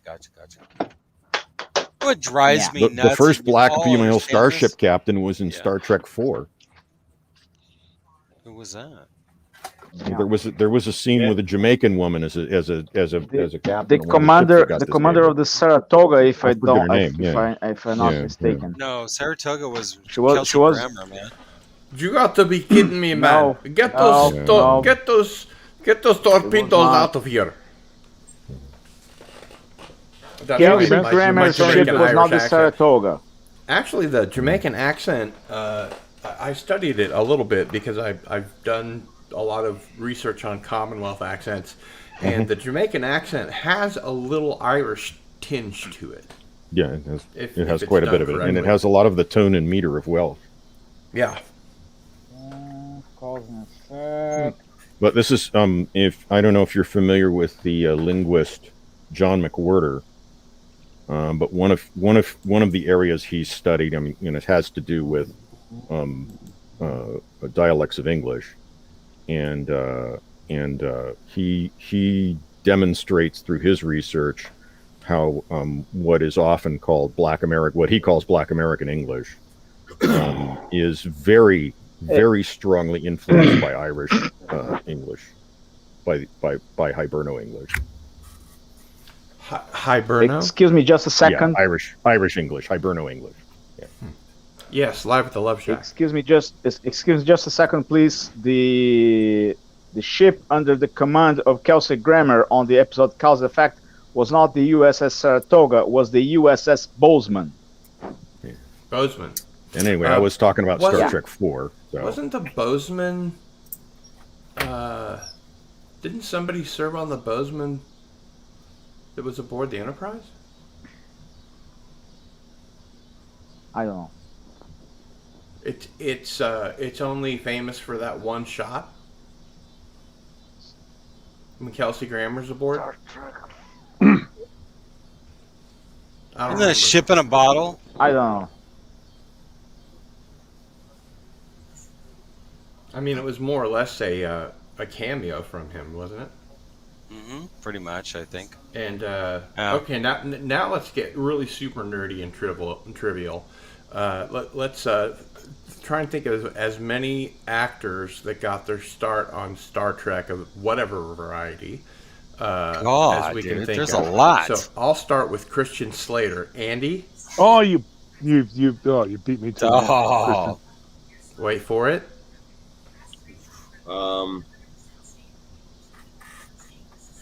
There was somebody that was on that Lower Decks episode that went on to something else, like the actual Lower Decks. The episode Lower Decks. Yeah. Damn. The girl from that episode was super hot. Yeah. That's funny. You look at some of those actors and you're like, you expected to see them pop up somewhere else, and they never did. Mm-hmm. Yeah. Like that episode where it was the Equinox. There was that blonde girl in there that helped the captain at the end. This stuff, dude. She was a good actress, and never saw her again either. Yeah. And Katie Plaxton was just the hottest Vulcan to date, and the hottest Klingon. Is it really right to say Christian Slater got his start in Star Trek? But I don't think so. He was already established, and but he played a small part. I agree. Yeah, he had a bit part as one of the officers on Sulu's ship. Yeah. Not to mention that his mother is actually Mary Jo Slater. That's yeah. Whoever that is. And my daughter's latest creation. That's awesome. Oh. You know, my brother does the voice for the Frosty the Snowman Christmas tree ornament, which is ironic because he's from a Jewish household. There's a lot of actors who appeared in bit parts in the original series were already established TV and/or movie actors. Mm-hmm. And some of them, you look up, they show up in 4, 5, and 6 episodes in some cases. Some character actors as different people. Antiderivative Jill makes a good point. There was a black female captain on season 1 Enterprise of TNG Conspiracy, Captain Tryla Scott. No, it was STD is the first time they ever did anything. So the rest of the series doesn't exist. Well, they're thinking chronologically. What about Christy Alley? First. Yeah. Well, she wasn't a captain, but so hot. But she's an actress that was there at the beginning. Yeah. And then what about the woman Frank that was Langella. Wait a minute. Frank Langella was on Star Trek? Actually, I think he was. I can't think of. What the hell was he in Star Trek? Yeah, I don't know.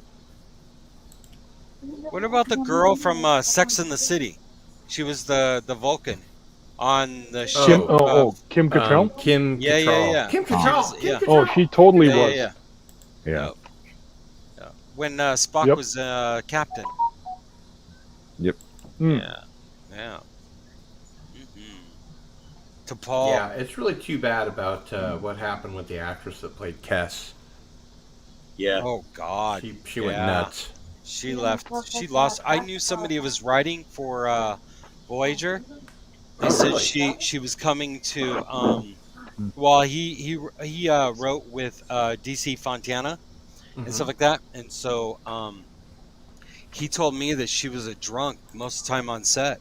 Wow. Stuff, dude. Yeah, she just No wonder that's why they wrote her out. In, 7 of 9. But that, and she was not a popular character, anyways. So. Well, she was a pretty character. She barely made it to the end. What do you mean she's not a popular character? She's dead in real life, I believe. Before 719, she was the only blonde on the ship.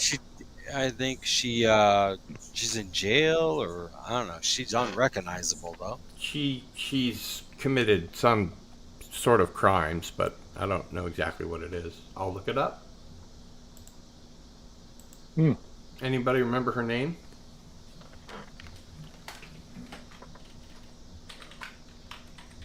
I just saw this. Not offhand. Jennifer. Something. Hey, live at the Love Shack, you look like you're gonna fall over, bro. Yeah. Jennifer He's Lodge. like Either that or my image is frozen. I think so. Yeah, man. Shit. That's my usual self. Okay, Cass. Played by Jennifer Lynn. Yes. Got it.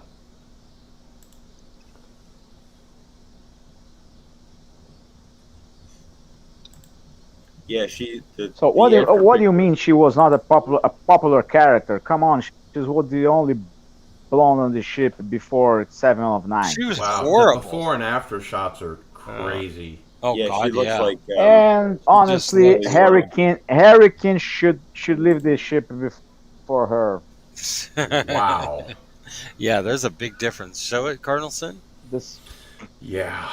Okay, so at the risk of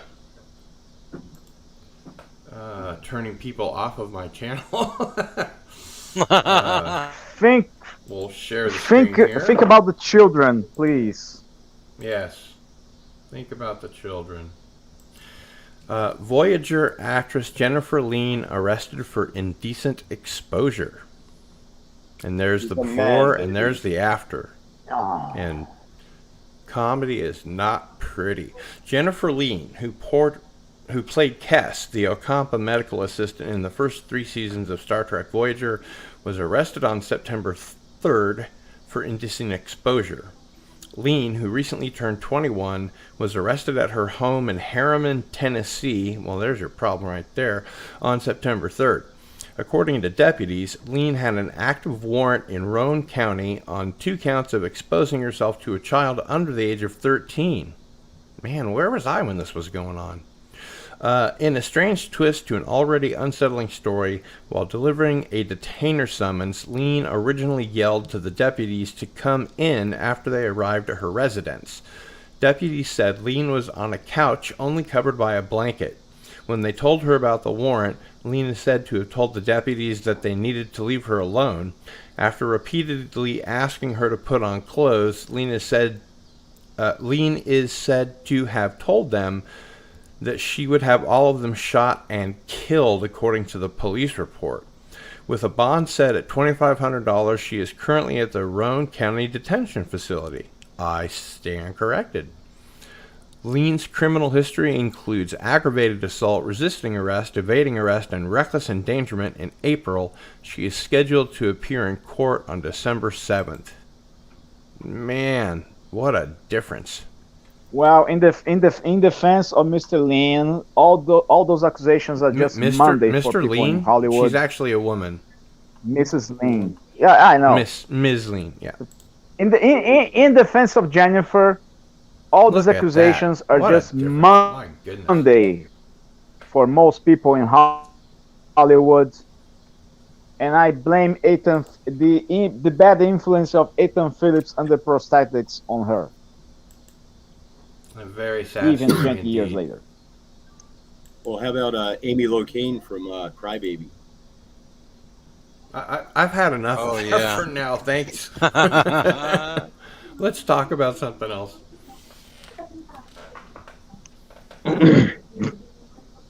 Man, that was... I think I need a shot of whiskey. Okay, let's talk about Mephisto in No Way Home.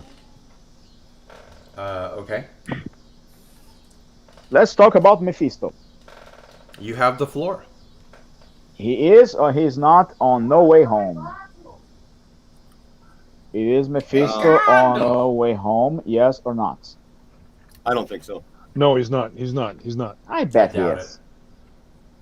I'll take that. No. No. It will be the great surprise of the movie. Marvel is famous for putting Phantom out, Boomer says The Circle and the Siege. Red herrings. Langella took the role because his children were great fans of the series. He went uncredited in all of his appearances as he did not want to seem to be doing it for the exposure or money, as guest stars can sometimes seem. Star Trek Deep Space Nine companion. Nice. That's cool. I'm a huge Frank Langella fan. I love Dracula, Frost Nixon, the Americans. Have any of you seen The Americans? The TV series? Actually. Which one of them? There are mean? many shows called The Americans. I've only heard of the one, but it's fairly recent. It's that spy show. I think it went. Yeah, I think it went for like 7 seasons and wrapped up last year. And he and Margot. I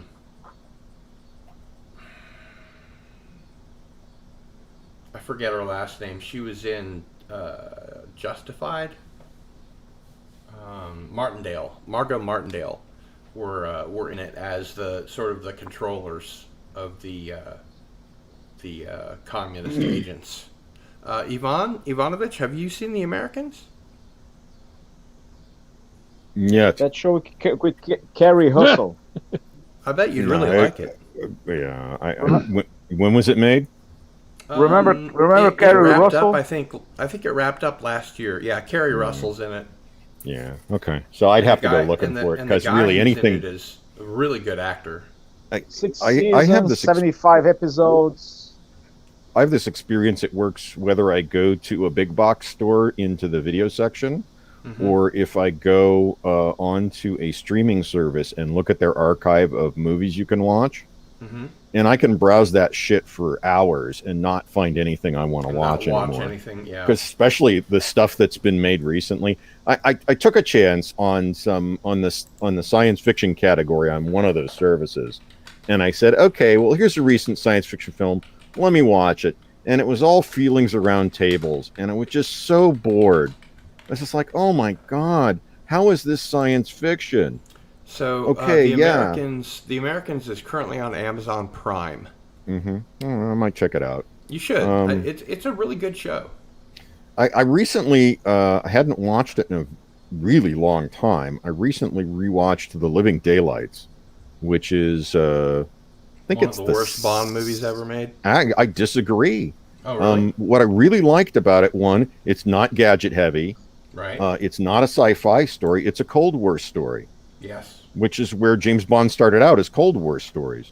Mhm. You know, yesterday I rewatched Thunderball, which I hadn't seen in a long time, and that, and that's one of the ones I had read the book is to. really kind of a very never say never again is just a remake of it.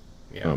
It was just a very bald, very open remake of it. But Thunderball's just a pretty basic. Starts off as a pretty basic Cold War story.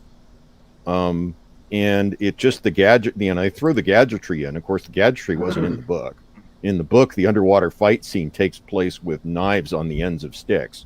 You know, so. Well, I guess they had to jazz it up for the movies, you know. But The Living Daylights is actually the only thing I didn't like about it was the cheesy Jodan Baker character. Yeah, he was he's really like kind in of all dumb. those movies. He's really kind of dumb and annoying. As soon as Jodan Baker was unable to appear in Bond movies, they put Robbie Coltrane in, who was much better.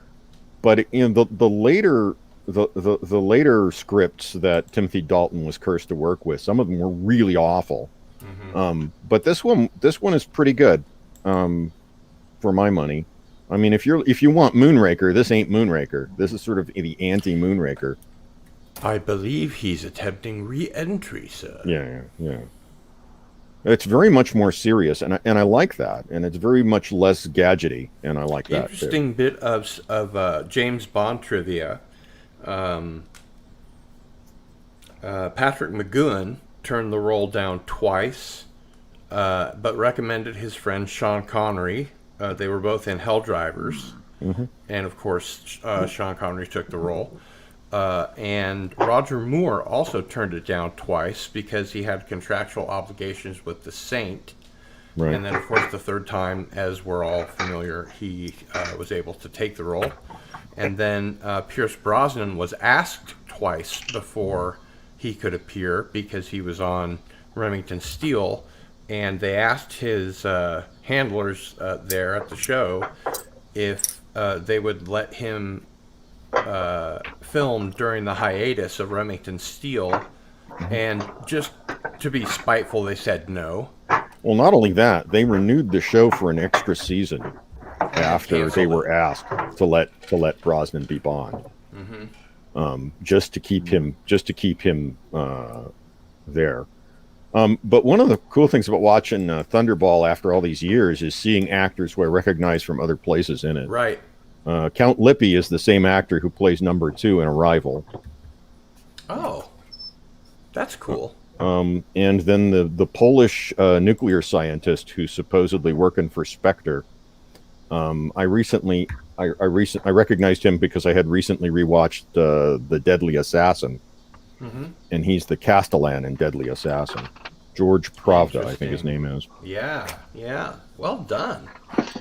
But that's the thing with James Bond movies is you'll see the same people over and over and over again. Of course, like so many Bond films, that's got voiceovers by the great Robert Rietti, who does the voice of Largo in Thunderball. He also does the voice of Tanaka in Man, you know your Bond. Rietti's everywhere. Rietti is the one person who voices the number 2 bit at the beginning of The Prisoner that isn't the guy playing number 2. Yeah. So I think he does it in It's Your Funeral. I think maybe I'd have to look back, but he voices it a few times. He dumb does question. Oh, sorry. I was going to say dumb question. You probably know this, but who played a Bond girl twice? Maud Adams. Yes, exactly. Wow. Look at that. What Bond film had two? Do not put James Bond in the stuff. Nice one. What Bond film had two Swedish actors in it? 10 points for Hal Andy Masterson. Andy Masterson has to go, so let's let him say goodbye. Oh, damn. Oh, man. Upset now. Warming up. Yeah, you see what a huge draw you are to my channel, Andy? Yeah. I'm hoping let him answer just one more question so he can break the tie. Okay. Oh, what tie? What's the question? Tie. Jeez. Actually, I have a question for him. Andy Masterson is tied with Cardinal Sin in 10 points. Somebody please give him a question. Whatever. Go ahead. Give for Andy for both a question. See who will answer first. Go for it. Okay. Andy, have you seen Samurai Jack? Oh yeah, I love Samurai Jack. Ah, nice. Yeah. See. Okay, Andy Masterson wins. Nice. I love Tartakovsky's stuff. When I think his Clone Wars thing was the best thing that they could have done with that. I was really disappointed. When Good Lord, yes. That was great. And Primal, Primal's amazing. That he can get such emotion with no dialogue. That story. That blows my mind. Watching Samurai Jack. See, the first time I saw Samurai Jack was the episode where he's climbing up the mountain, and it's like there's like literally no dialogue. And there, I'm like probably maybe like 3 lines in the entire damn show, and I'm just like, I was just like, I'm watching, like, that's the first time I saw it, and I was just like, I'm watching the show from now on. Like, man, it blew me away. Well, Andy, can we have a duel channel next and time? Your videos, and we've seen some incredible work. I sub to you, Andy. Of yours. Thank you. You got some subs. Thank you. Hey, Cardinal. Nice. Thank you very, very much for coming. Hey, Cardinal. And, yes. Can we have a duel next time? You against the adversary of your choice. No, for 7 I'm the questions. Oh, come on. That would be fun. It would be like the OK Corral. Anyway, Andy, thanks again for being here. We appreciate it. Thanks for having me. Everyone is sad to see you go, but hope that you can be here. I am so heartbroken, Andy. And who knows? Maybe between now and then we will see you again. Yeah, well, hopefully we can put that thing together with the figures and stuff, and I'm going to put it out there to everyone that I've, gifted with these things, and see if we can pull together an even bigger audience to draw some attention to your much underrated channel. Well, thank you for coming. It was nice meeting you, sir. You are criminally underrated. Nice to see you. Yeah. Okay. Bye, guys. Bye. Yeah, see you. Goodbye, see you, sir. Bye. Have a good one. And then there was 5. Yes, and since we've been going for 3.5 hours, and I want to keep these streams rather short in comparison with the 8.5 to almost 12 hours that we've done, I'm going to wrap it up because it'll count against me. Oh, thank God. In the... That's the 3rd time you say that. I keep forgetting what the YouTube thing is called. You say, thanks God. Every time somebody goes away. It's just being humorous, okay? Yes. I want to say I some more. You mean the algorithm? The algorithm. Thank you. Yeah. God, why can't I ever remember that? Anyway, yeah. The longer the streams, the more the algorithm counts against me. So I do want to wrap it up. Damn Algar. Yeah, damn it. But anybody that hasn't had a chance to plug their channel or their stuff, please do so now. Okay. And then we will, of course, be here next Sunday. Was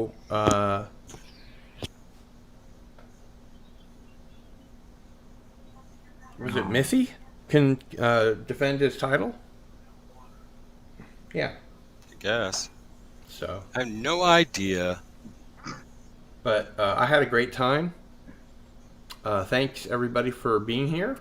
Heck yeah. And thank you, Cardinal Sin, for inviting me. I appreciate you being here. Yeah.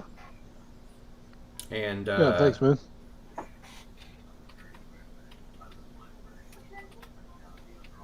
If that's all we have, the algorithm. That's very funny. Phone box chicken. Oh, I love that name. And Phone box chicken. It's Cardinal Sin out.